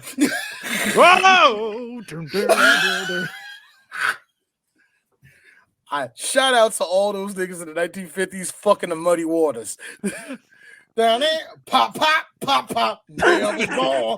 Pop, pop, pop, pop. I'm sorry. Shout out to all y'all niggas in the 60s for that. Talk about, can you imagine your ancient great grandfather that got 2 fucking wives and shit traveling between towns playing Muddy Waters and shit? Go ahead with that. My granddad had 1 wife, but he was playing that shit everywhere. But no, Apollo being the opportunist that he Fucking is. the smokestack by motherfucking Howlin' Wolf. Anyway, I'm sorry. Go ahead. Oh shit, Brian got it right here. This the one. Steely Dan, nigga. Yes. Aja by Steely Dan. That whole ass album. Asia. It is not Aja. Asia by Steely Dan. That is real talk. in the words that this is a joke from the joke from Sherman Showcase. It's the album that everybody thinks is a black album, but it's really a white person that's doing it, and you love it. I don't know how any of y'all don't know that Steely Dan was a white dude. I got all you black people don't know that. Hey Chris. So it's the two songs from the Goofy movie. Man. Listen. Yeah. So it's all the Powerline songs. It's the Powerline songs all over again. Yo. Black people fuck with Steely Dan. It's like, Steely Dan is white. You know that, right? About as white as they come. In the corner of my Bobby Caldwell was the best one for me because that caught all y'all niggas off guard, man. Hey, guess what? That's a white guy. Yeah, well, you won't do. That's a cracker. That song still slaps. I still sing along to that song. You know what? I love telling my white coworkers, like, and actually, it's a young white boy that works for me. He's like 18. I was like, you hear it? Like, the song comes on, everybody's singing and all that. You never heard this song? Like, nah, I never heard it before. Like, yeah, he killing it. Yeah, it's a white dude. Get the fuck out of here. He's like, now he's one of those white boys that know that white people can sing too, but it's like, get out of here. That's a white guy, nigga. I'll never forget that time. Y'all came to my house. I was just playing like that crazy ass 90s mix.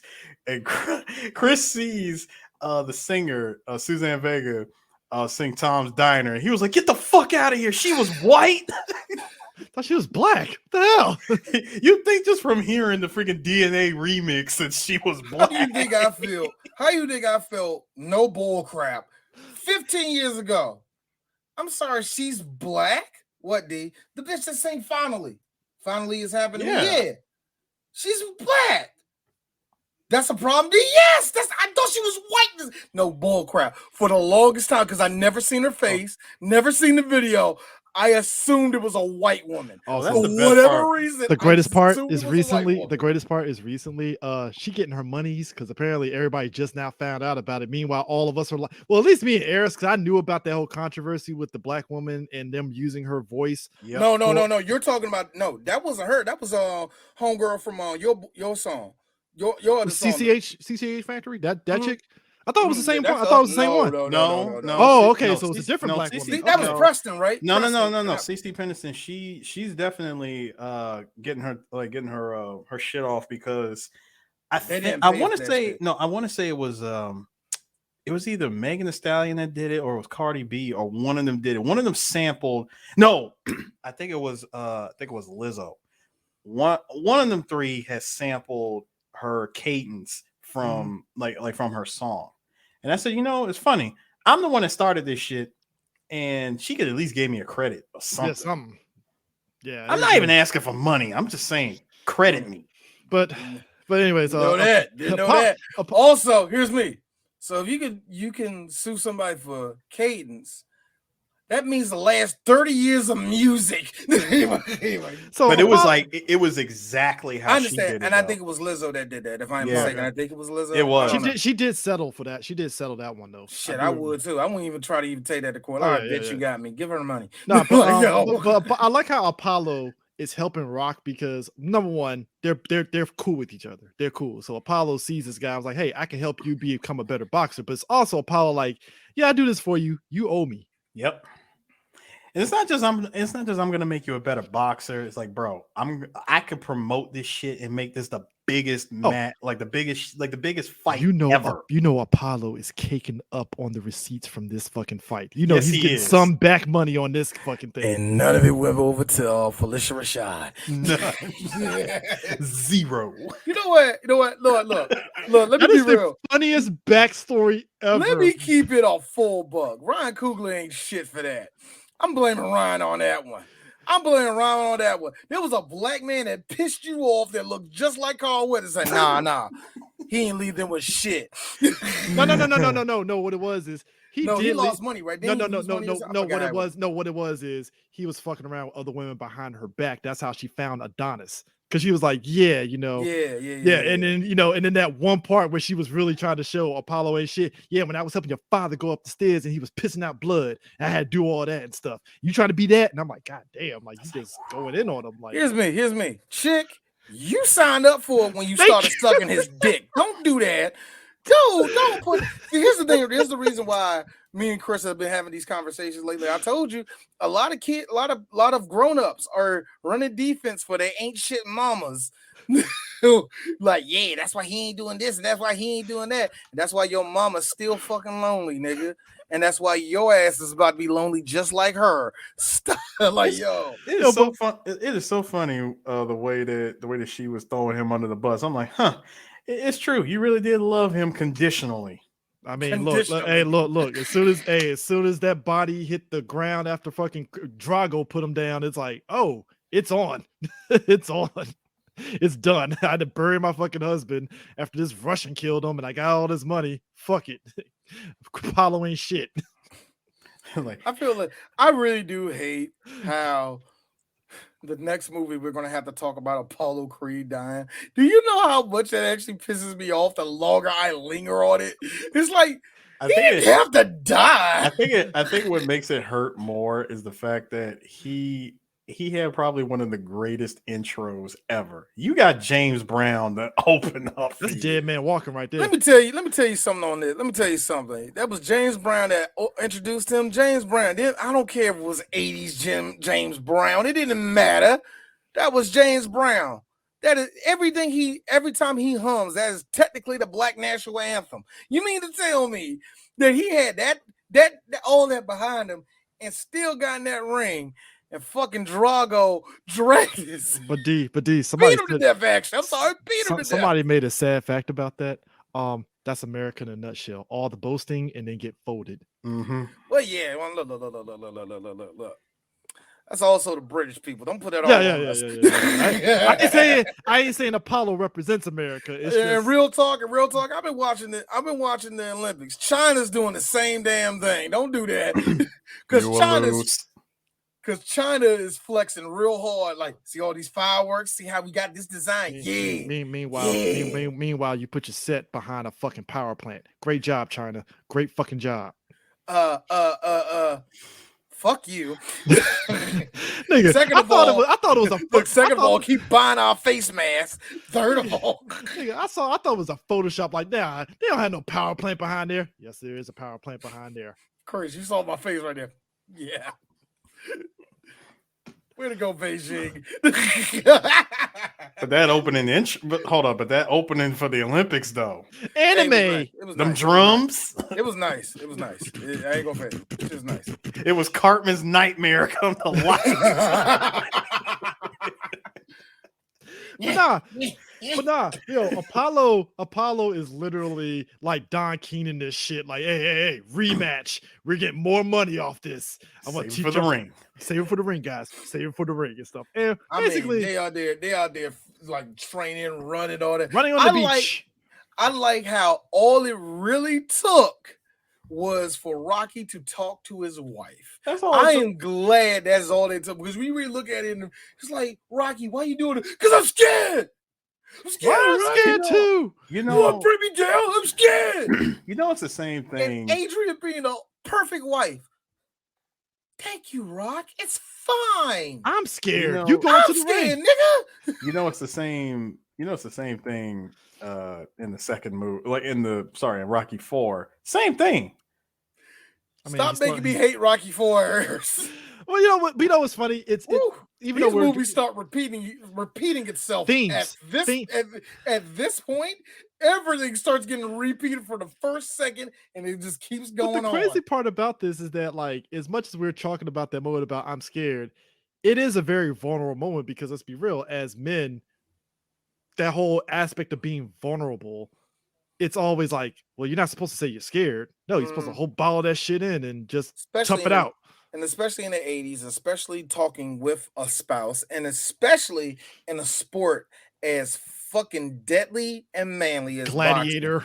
Gladiator like type, you know what I'm saying? Yeah, so you don't get moments like that. And I'm pretty sure people were like, hey man, it wasn't that good, man. You know, if I was Rocky, I wouldn't be scared. Like, I can hear people saying that, but when you look at it for what it is and where it is, especially now, we're watching now, yeah.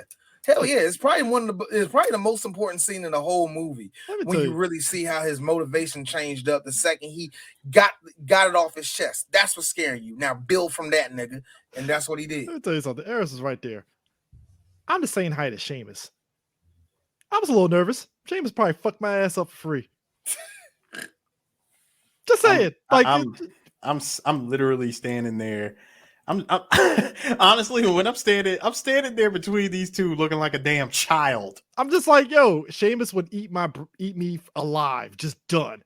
Now, Brock Lesnar is slightly taller than me. I would be scared shitless if I saw Brock Lesnar like, hey, what's up, Mr. Lesnar, sir? Hi, how's it going? Yeah. Hey, Mr. Lesnar. Here comes Paige when we interview her, and I was like, thank God, somebody my level. Time out. But also, WWE joke, I still laugh at the fact that the legend of Cesaro rolling up to Brock Lesnar with the suit, and Lesnar's like, I don't want the smoke. I don't want the smoke. It's like, we're good, Cesaro. We're good. It's like, who knew Cesaro in the suit stopped Lesnar in his tracks? I think, but Apollo's teaching Rocky, you know, the black man footwork, you know, and all that stuff, and you know, it's like, all right, that's cute, you know. Rocky got a little rhythm, a little bit. You know, I think it's funny because remember, Apollo said, "Nah, nigga, that's how I was lighting your ass up these last two fights. You got no type of rhythm, bro. You have southpaw. That was the only thing that saved you." Like, dude, that's why you were south. Yeah, thank you. You were southpaw. That was why you. That's why you won. Clubber Lane said, "Fuck your southpaw. You need footwork." Nah, nigga, pop, run away. Can't run away. But also, I have white man can't jump. White man can't also run either. But also, if we were talking can't dodge either. Pop. That's 3 punches in the face, fool. We want to talk about, you know, this is why, you know, I feel I'm in athletic enough shape, but I'm not in athletic enough shape to wear what Rocky and Apollo were wearing on the beach. I was just about to ask about that. So that's the Ezekiel Elliott special right there, buddy. Nah, I mean, bro, you got a full crop top. Got 8-pack abs. Nah, bro. 8-pack abs. They ain't working. The shorts. You got the shorts that's like a full 5 inches from, like 5 inches above the knee. Fucking thigh meat showing. Full. No, Chris, hold on. Full muscled thigh meat. Muscle thigh meat showing. Oh, also, we're running in sand, which means that anytime one of us can twist our ankle because we're running track speed in sand. In them shoes. Them calves, though. I envy both of those calves, though. Good Lord. I think I do got the size, but not the definition. Put it this way, I can wholeheartedly say all three of us don't skip leg day in some way, shape, or form, so we're fine. I can really actually say that. I can legit say that we don't skip leg day. Yeah, we don't skip it. What about arm day and like, hey, D, what about arm day, chest day, leg day? Fuck you. I don't work out. All right, you happy? D, don't work put it this way, D works out. I feel you walking around is workout enough. People don't understand walking. It adds up. No, it doesn't. Actually, no, it doesn't. Eventually, with walking, your body does this bullshit. And I hate y'all. Chris, I'm not going to say where you work at, but y'all know where you worked at one point. Yeah. If you walked around that whole building every single day, you know what your body says? Oh, this is nothing new. No, we're not going to burn no calories, no fat. That was like that at Eastover. You're right, because as much running around I was doing, eventually it stopped. Of all the running around I do, you're going to plateau in that, and your body's going to be used to it. And it's like, nigga, you reached your limit. Now go on an actual track and run. See, you ain't going to do that. Now, you ain't in shape, nigga. Now, let me just give you my location. See, I work like one of the sites that I spend time at is a little place called the Coast Guard Building over at St. Elizabeth's. Ooh. Oh man, AKA pick any map from GoldenEye. That building. Yeah, I know what you're talking about. If you going throughout that entire campus is literally a GoldenEye map. Don't say GoldenEye. That fucking song just pops up there. I'm sorry. The second you hear that do comes in, the thing I'm thinking of, I'm like, I don't know about y'all, but I see two perfect ass cheeks clapping. Did you see the video? Head. Did you see the video that this white guy did of doing it and stuff? And then the guy come out there and like doom doom doom. Everybody's like, I didn't see that part. I didn't see that.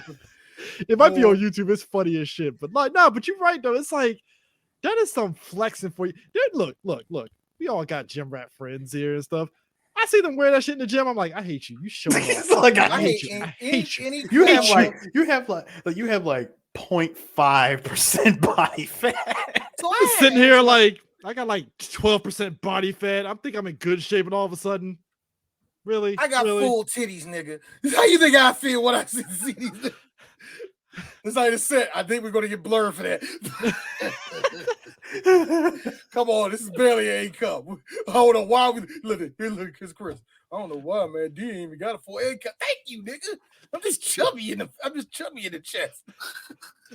I'm all like, I'm in good shape. Blur it out for that 1 second. It's like I'm in good shape. I don't have, man titties or anything. I think I'm in good shape. All of a sudden, in comes fucking Adonis, rolls up in there with a fucking 8-pack. Like, yeah, let me go ahead and get my gains in. I'm just like, let me get my gains. Okay. One thing I can do, I'm not going to do it because I'm embarrassed of it, especially when I got boobs like this. I can flex them. Oh, yes, I can. No, I'm not. No, are you like Homer Simpson in the mirror? No, I can't. I wish. Do you know, like, when I finally got control to get this side, this is the side I always had the trouble with. I can flex it now, but even now, kind of hurts. I can't do it. But I did it. I was like, oh, I got it. Fuck it up. I tried it like 4 times and I just gave up. D goes into the offices of WWE to Vince like, I'm the pick master. Flex. Put him in NXT. No, here's Vince. Get his fat black ass out of here. Put him in NXT. No, NXT. No events. He's like, wait, come back here, son. Turn around real quick. Stick it out. Yeah, that's what I want. Here's me, Mr. McMahon. You got a job. You got a job here. Your Big E's manager. Yeah. Big E's manager. Oh God, Big E's manager. I just got a joke and I got to get it off my chest. I got to get it off my chest right now. The four horsewomen walking in and talking to them. And you want what? All right, everybody turn around. All the girls turn around. Here's Sasha. I don't know why you keep on telling us to do this shit. Hold on. Here's Vince. Bailey, stick it out just a little bit. She does it. Sasha, I don't know why you're trying. Anyway, she gets to go. Wow! Oh, come on! Some bullshit. Like, come on! Look, here go. Here's Becky trying to unbutton her jet. Oh, we not doing that? All right, fuck it, never mind. No, Apollo and him running slow motion, that really just had me like, I fucking hate you guys. Y'all just showing off at this point. I gotta tell you, Carl Weathers in the 80s was a different type of built. To be honest with you, if everybody in this fucking That's why him and Arnold doing that fucking muscle fucking handshake. Oh, yeah, the world's most manliest handshake. I swear to God, it will get a woman pregnant and make her disgusted at the same time. No, seriously, women who like vascular men love it, but at the same time they go. I'm gonna break the code. I'm gonna break the code that a lot of Twitter chicks were fucking mad at Cerrone for breaking out, but he was right. He was like, chicks love veins on a forearm. For some reason, they lose their goddamn minds over that shit. Actually, nigga, you got it wrong. You got it wrong. They like veins, period. Okay, veins, period. If you got the little vein right here, oh man, they love you. If you're like me and you wear a rubber band and you got these veins popping out, oh, let me tell you something. Oh my God, it look like he lifts shit. No, let me tell you something. Let me tell you something. When she could touch the vein and feel the blood coursing through it, You're in. You are so You're in. I know bullshit. I used to have this vein that used to always pop out on my arm right here. And one of my girlfriends loved messing around with pushing around and everything. And I thought to myself one day, what should I pricks that shit or something?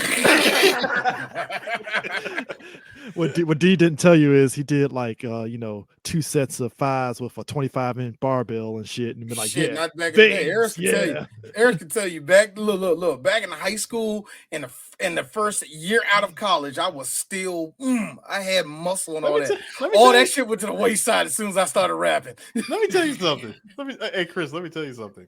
In my photo album is an unlockable character, the DLC version of Original D. I would say this though, to be fair, I don't want Original D. But here's the thing, minus the dreads. Let me tell you but something. here's the thing that I think. Are we talking Bone Crusher D or nope, D wearing D wearing shooters headbands all the time? It wasn't Bone Crusher. You was rocking the sweatbands for sure and the throwback jerseys, but yeah, I know you were completely different. You were a completely different person. If I was to put it this way, if I was to blow up that picture of original you versus you today, I'd be like, hey y'all want to see D's younger brother? Look, I met D.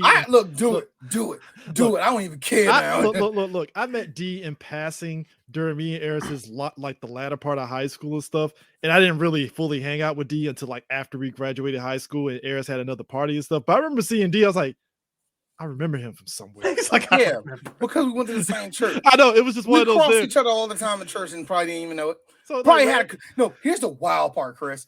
How would you want to bet we had at least one conversation with each other and didn't even know it? That's what I love about big churches. But no, it's just one of those. No, put it this way. D got inspired. We took a picture with New Day and D saw Big E and was like, okay, it's possible. It's possible. It's very possible. No. When I saw him, no. You know what I got? All y'all niggas are short. I'm taller than Big E.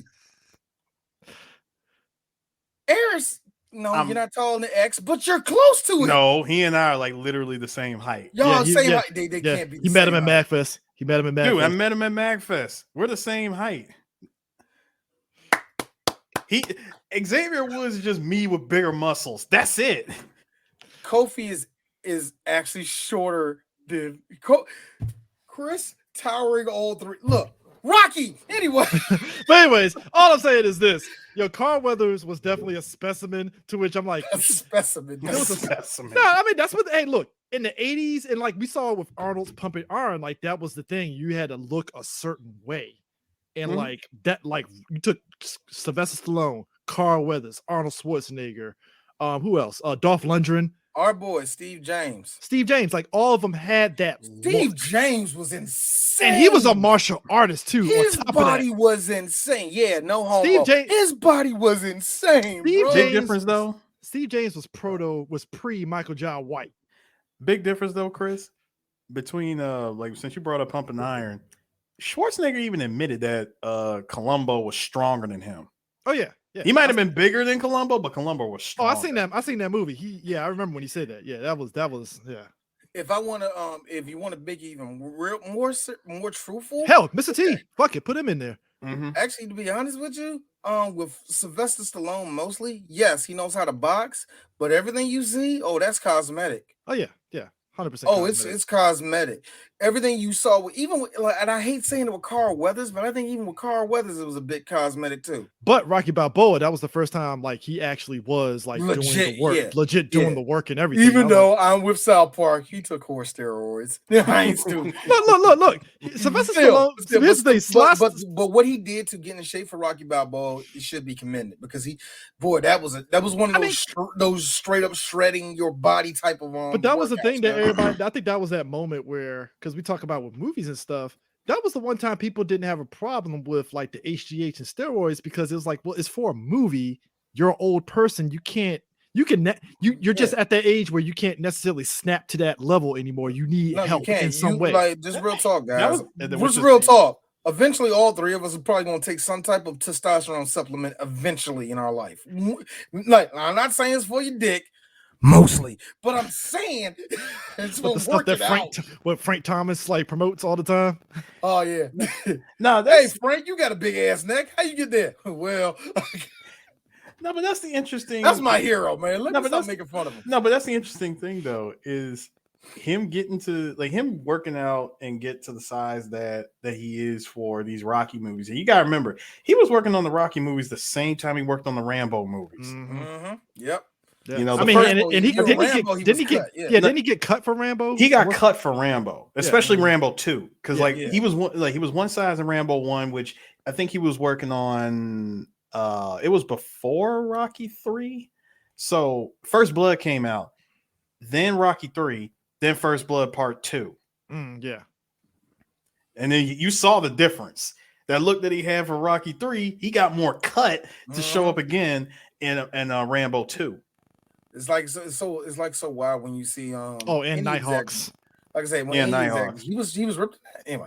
But but it's so funny, man, to see how the 80s guys did all this shit to get big and buff and all. They're iconic. So much so they remember the Japanese made video games based off of Stallone and all. Think about it. I feel Cobra. They were a model for a lot of stuff, yeah. Because it felt like in Cobra he was a little bit more smaller in Cobra a little bit.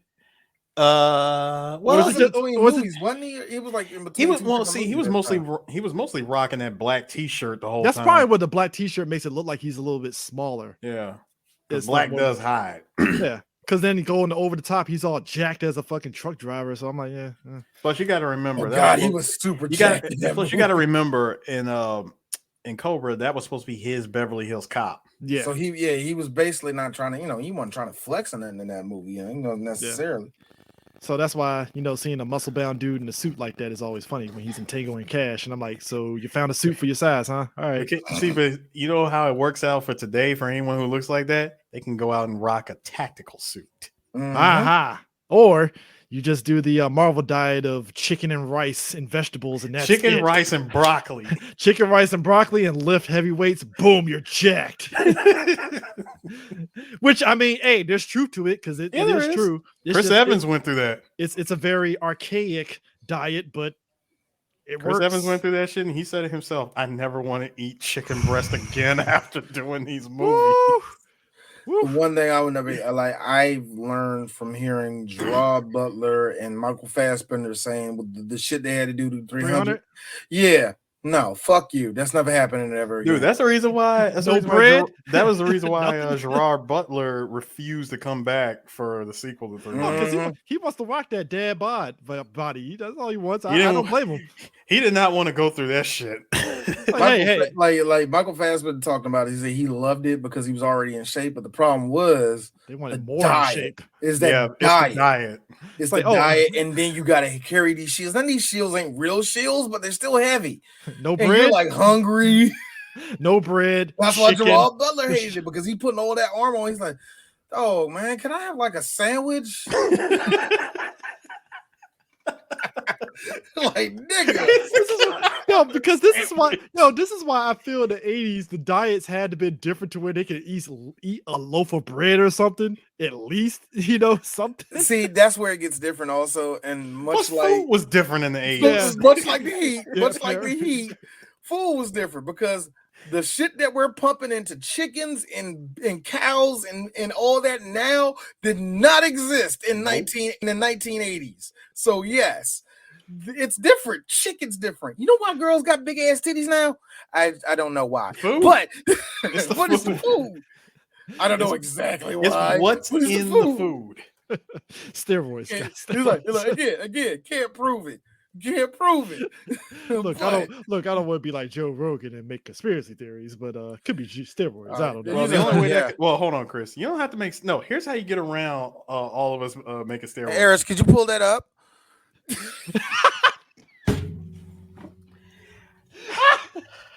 See.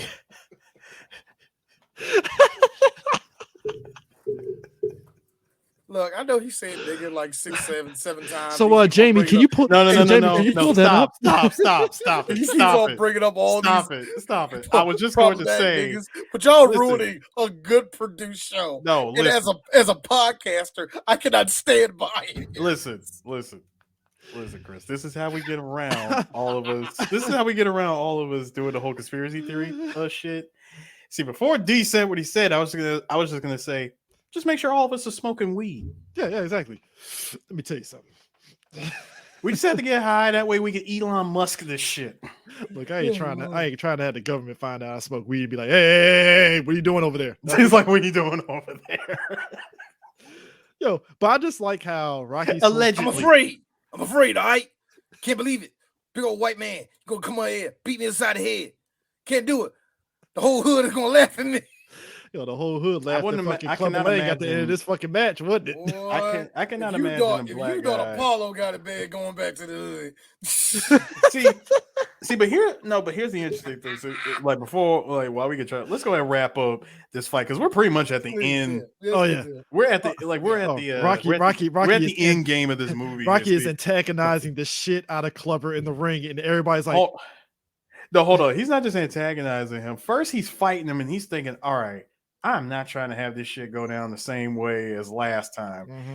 Rocky figures out midway through the fight, which goes right back to what I said at the beginning of the podcast. At least I ain't breathing hard. Bruh. Because, again, it goes back again to the other joke I did, Chris.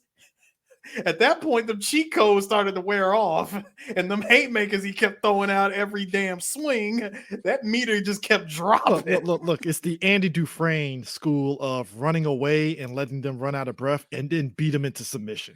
Who knew that Mr. T did not see one of the most famous fights of all time? He was alive. He was alive to see the Thriller in Manila. And he had to see George Foreman get a rope-a-doped. He had to see that.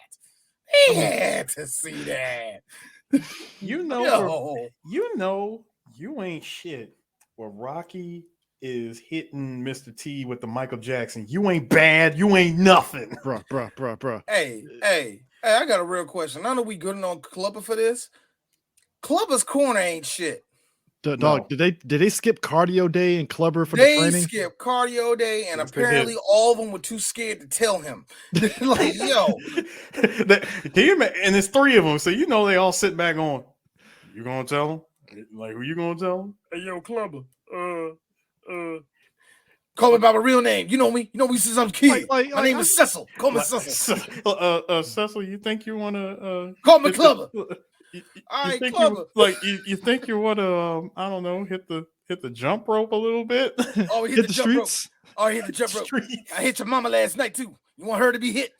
No, I mean, look, I've wrestled in high school. Because that's what he said. I hit your mama last night. I mean, he said that. I mean, I've wrestled in high school, and that is like the number one thing that is paramount in wrestling is cardio. Like, getting out of holds and all that shit, like you need like major cardio for that shit. And I've seen plenty of dudes that like get gassed out. Even in sports entertainment wrestling, you need the cardio. You get look, this is the reason why we joke about Goldberg versus fucking Brock Lesnar being like a 2-minute match, because as soon as they get to the ring and start tasseling up, both of them are beat red and gassed. All right, look, y'all ain't gonna do it. Look, Chris, I'm not gonna allow you to speak heinously against my favorite monster, Brock Lesnar.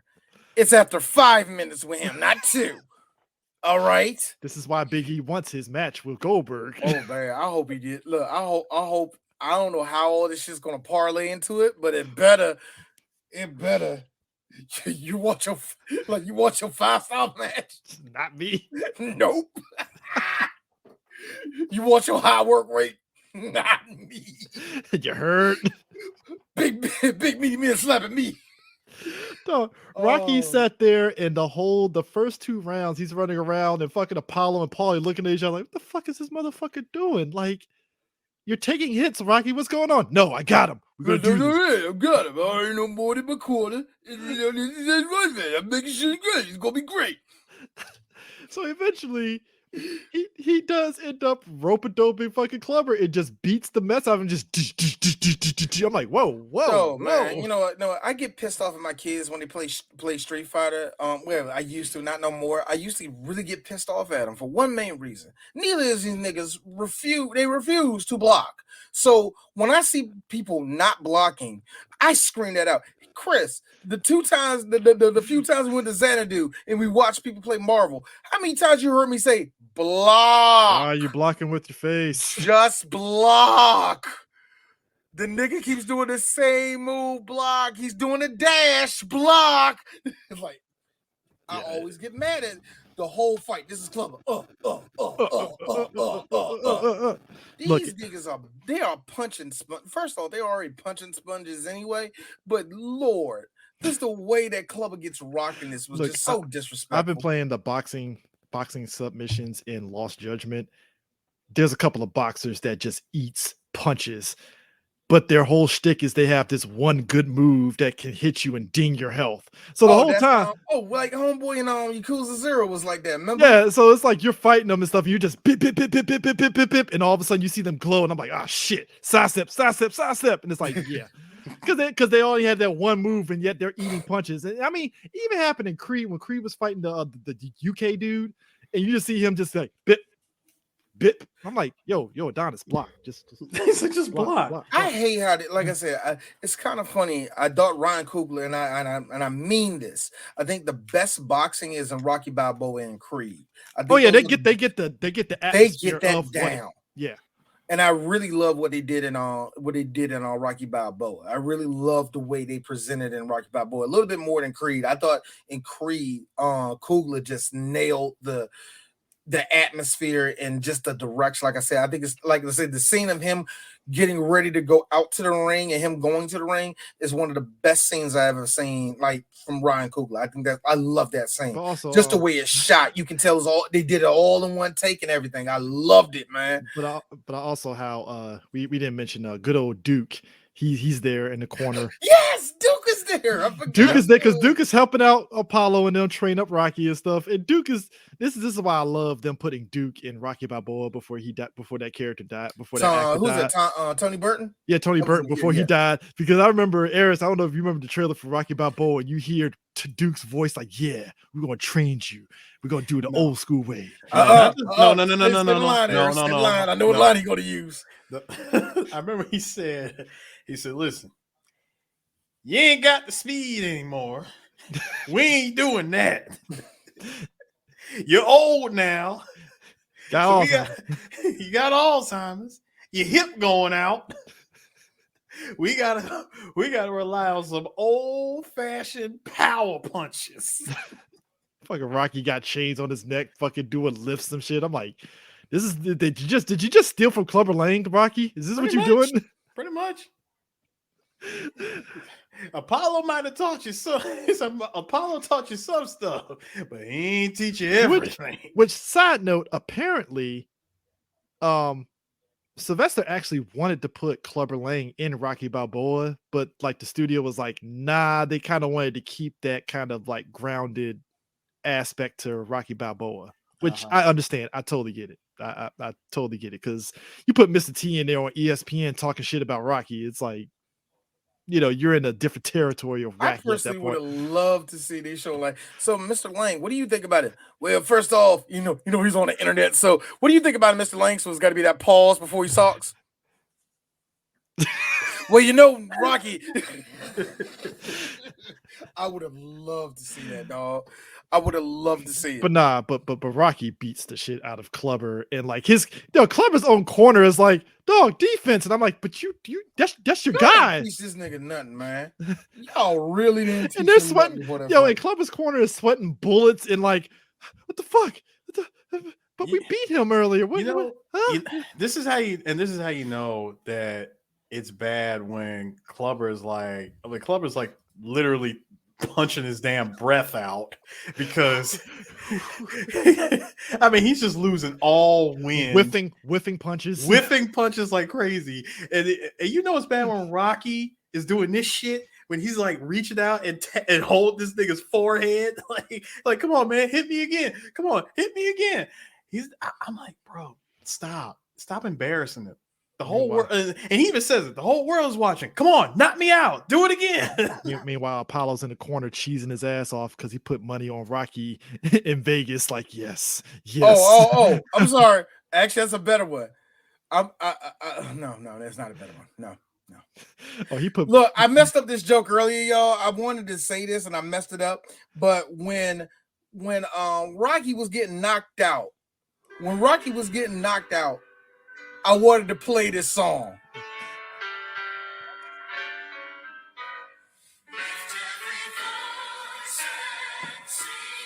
Move out the way so I can see Rocky getting knocked out right behind you.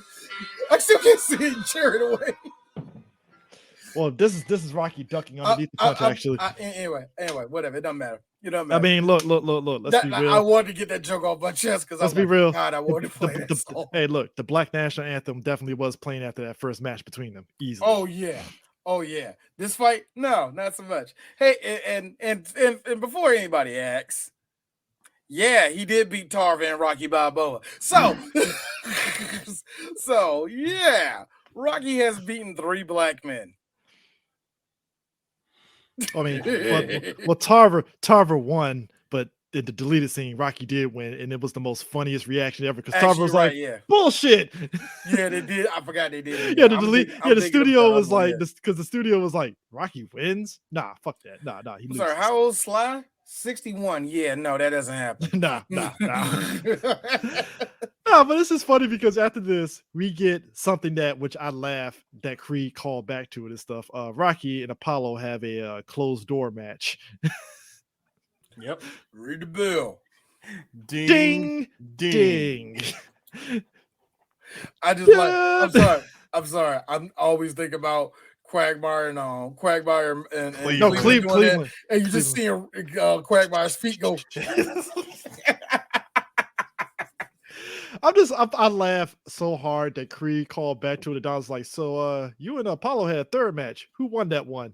And I like how Rocky circumvents it. Like, first off, kid, how do you know about that? You know what that means? You know what that makes me believe? He lost that last one, did you, nigga? He did say, like, listen, I heard something about you guys had a match, had a rematch. Who won that?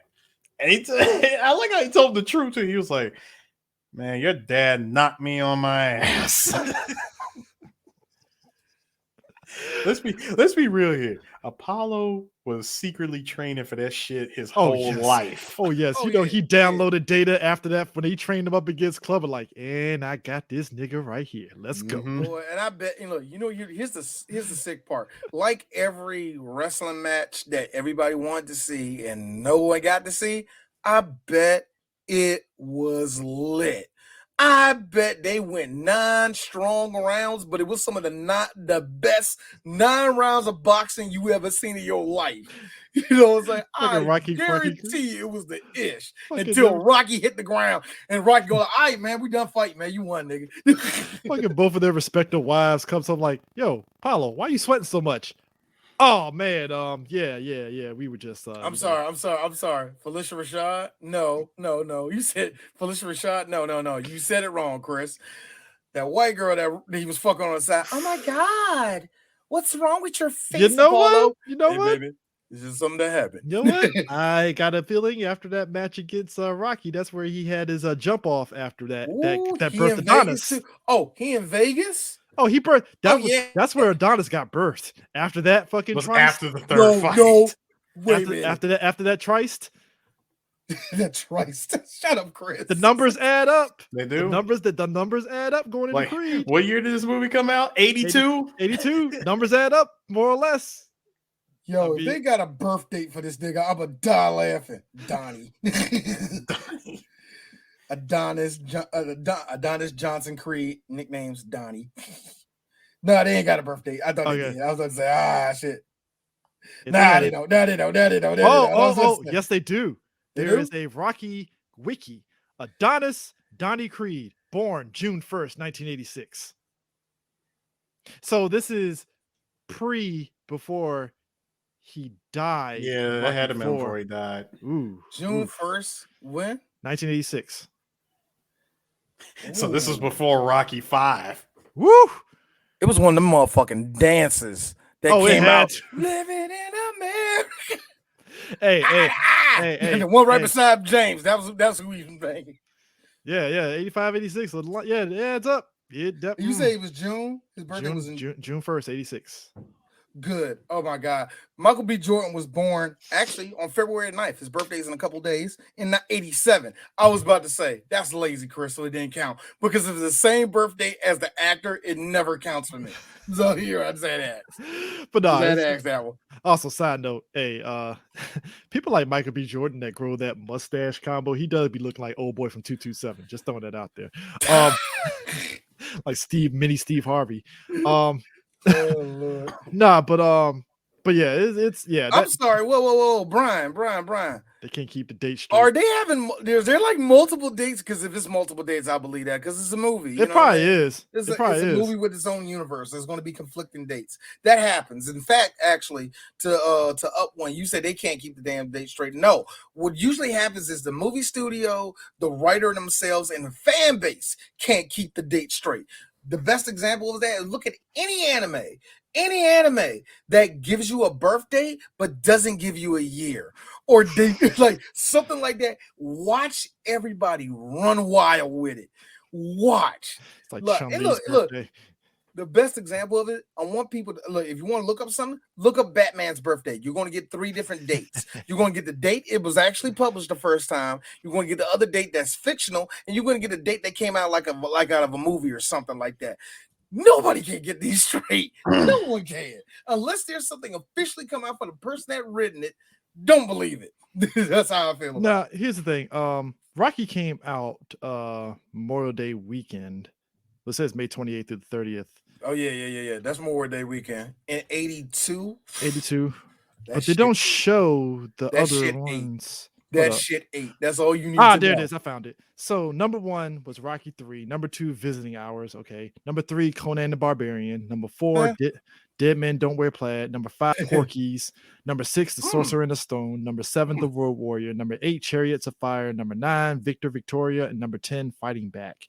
Yeah. Rocky 3 showed up at the right time to clean up house. Conan, Porky's, all of those, because Conan, Porky's, and Sword and the Sorcerer, Road Warrior.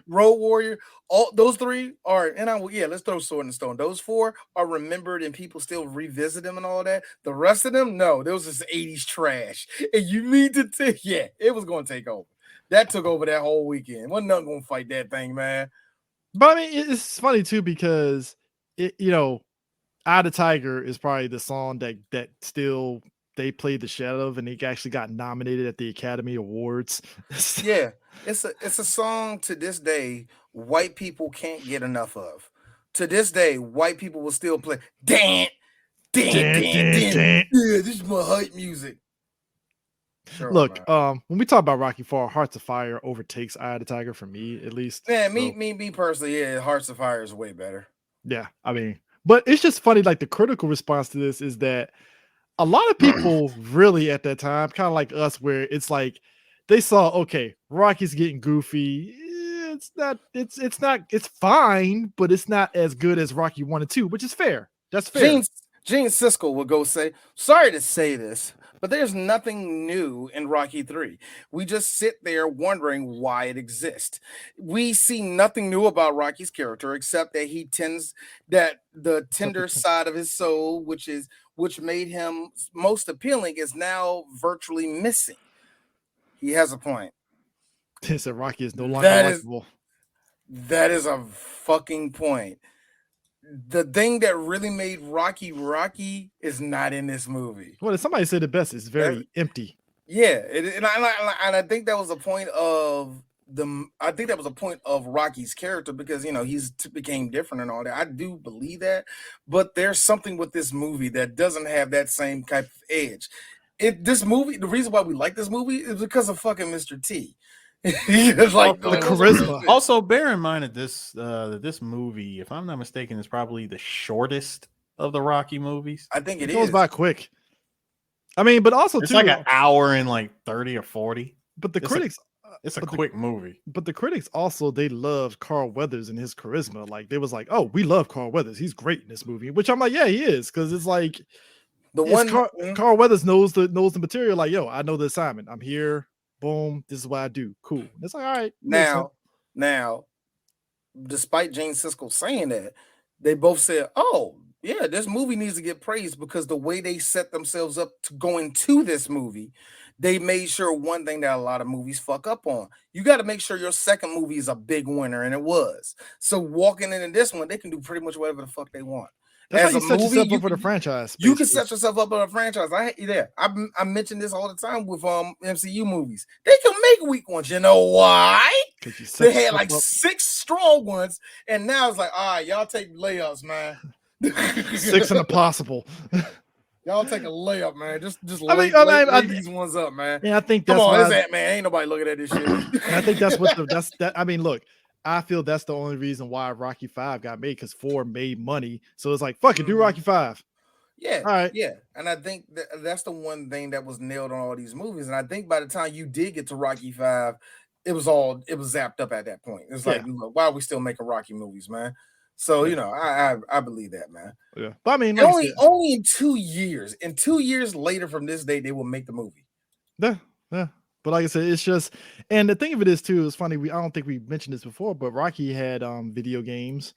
No, we did. Rocky had video games and stuff. Okay. Because I never played Rocky Legends. I only played one of them, but it was just so crappy. I played it like at MagFest one year. It was just so shit. If anyone here played the I think it was the PS2 Rocky game, that game is rough. Oh, it's rough. It's like it could be so much better, but it ain't. You know what I mean? Like when you start first of all, when the game, like when Rocky on PS2 exhibits the same glitches that you see in every Ubisoft game where it does that X-ray shit where you see it everybody.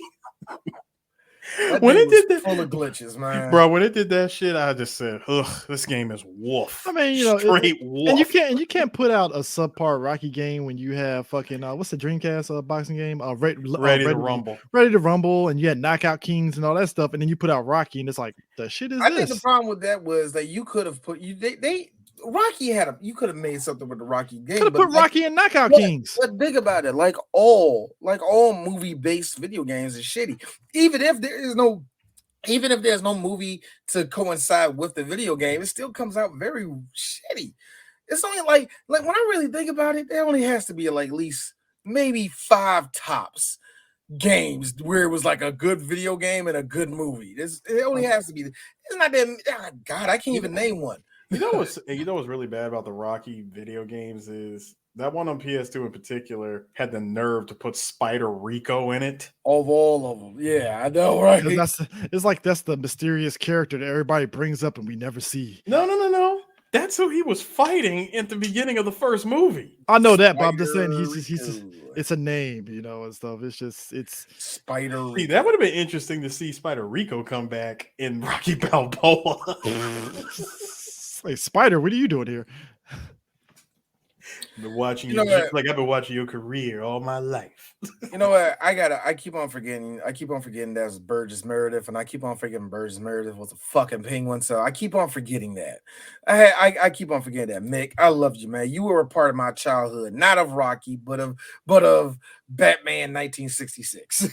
Well, I mean, also too, I forgot Spider Rico was in Rocky Balboa because Rocky gave him a job in the kitchen.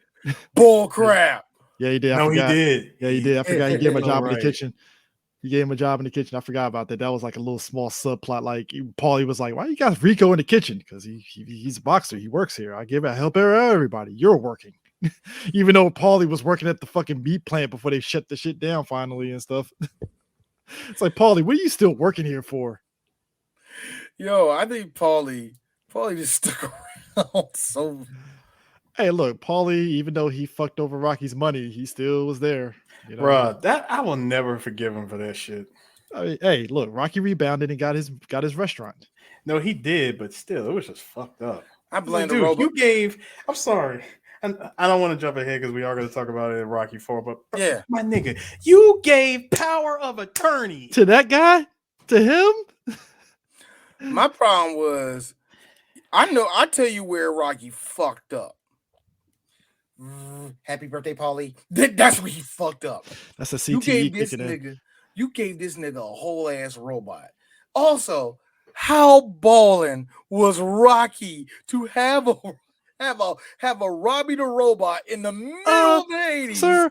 Sir, that money from the Clubber Lane fight was fat as hell. It was stupid. Had to be. Him and Apollo were chilling. Apollo had like 6 dogs in the pool. He throwing balls at him. That's balling right there. I'm sorry. That's balling to me. When you don't listen, you know for a fact that is a level of retirement that you have no business doing. Your own wife None. your own wife is like, do you really got to face that Russian? We could just go to the Poconos and just chill. Just go chill. Chill. Why we got to fight the Russian? I got to do it for my pride, honey. Let me tell you something, baby. It's from America. I'm getting tired of everybody calling me old. Everybody saying I ain't got it. Everybody calling me a has-been just because Rocky beat me. I got to tell you something, baby. I made a promise to the president. I told Mr. Reagan, you know what? Cut. Come here. Ain't no black man gonna say this shit. What? I'm doing it for the country? I would imagine Carl Weathers actually Sly. No, man. Okay, can I mix up all right, can I do it my own way? All right. And I gotta do it for myself, baby. I got too much pride. There we go.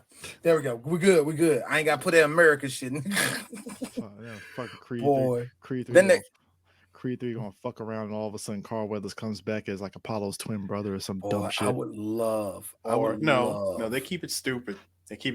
Apollo Creed comes back as Ghost. I would Jedi Ghost. I would love it. No. And he comes back looking like how he did it all and fuck it all. In Waterboy, where he was still playing homeboy off of Happy Gilmore. Talking to Adonis's daughter in sign language because she's like deaf. She's deaf. She's deaf in the ear. Adonis, listen to me. You're gonna have to go out there and fight. Dad, what's wrong with your hand? Anyway, son. I'm the 5-time champ. Yo, I love it. No, how was his hand in that joke? Was it straight? Yeah, it was like this. It was like this. Straight, yeah. GTA style.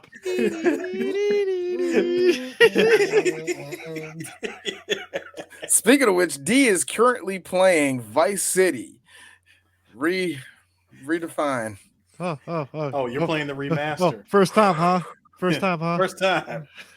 You're talking to a person that bought the first time. You're talking. Look, Chris. Could have asked to borrow it from me, sir. I would have gave it to you right there. Nah, nigga, I got it for free, nigga. No, this is PlayStation. This is PlayStation Now. They gave it to me for free. You think I'm going to spend money? I said borrow it from me. I didn't say spend it. I was like, you could have borrowed it from me, dog. Nigga. Check this out. This is the part that killed me, though. I'll trade that shit for GameStop for $5. How is it? I bought all 3 of those games on PlayStation 3 and on PlayStation 4. Well, I only bought San Andreas on PlayStation 4. But that being said, how did I buy those games? And yet they look a billion times worse, and I don't want to play it. I'm on the second mission in Vice City, and I quit. I just quit. I'm about to delete the shit. When I get off this, I'm about to delete it. It's gone.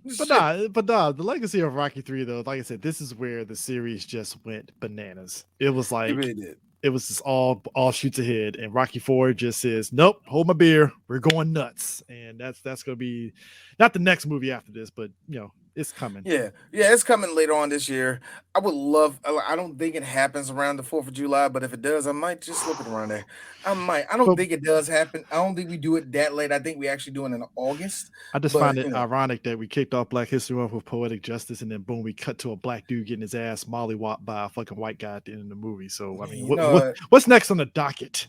Well, easy. It's a movie that I had to hear for years from all of you. And I'm going to put up quotes around it. Fans, people who care for D and CJ and Eris's well-being. And y'all keep on asking me to do this white-ass movie. When y'all going to do Face Off? Hey, y'all do Nick Cage movies, right? Did y'all do Face Off yet?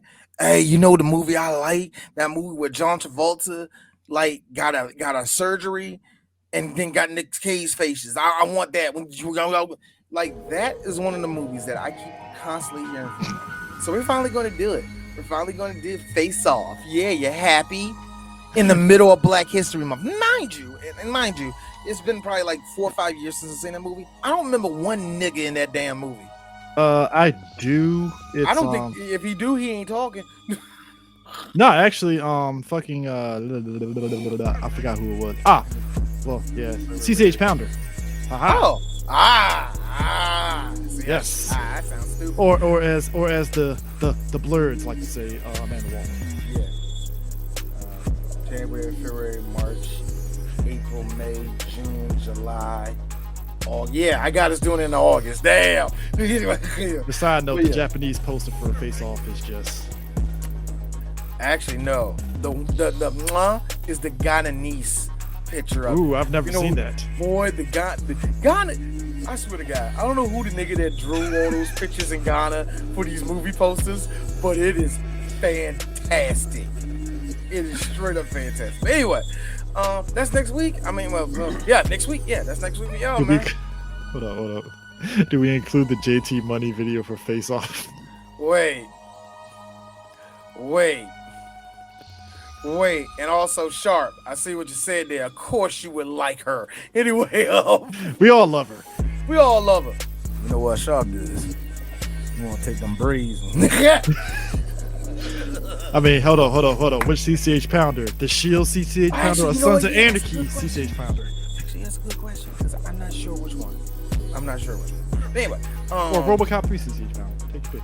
Oh man, I don't know. I don't think that's a hot one. That's a sweat. That's mom's sweatshirt and sweatpants. CCH Pounder. That's mom just got off this long shift, and you gonna tell me to come up to the school that type of haircut? We're experts at this. Yes. I love 3 Black Geeks, and we love you. We'll see you next week, people. Peace.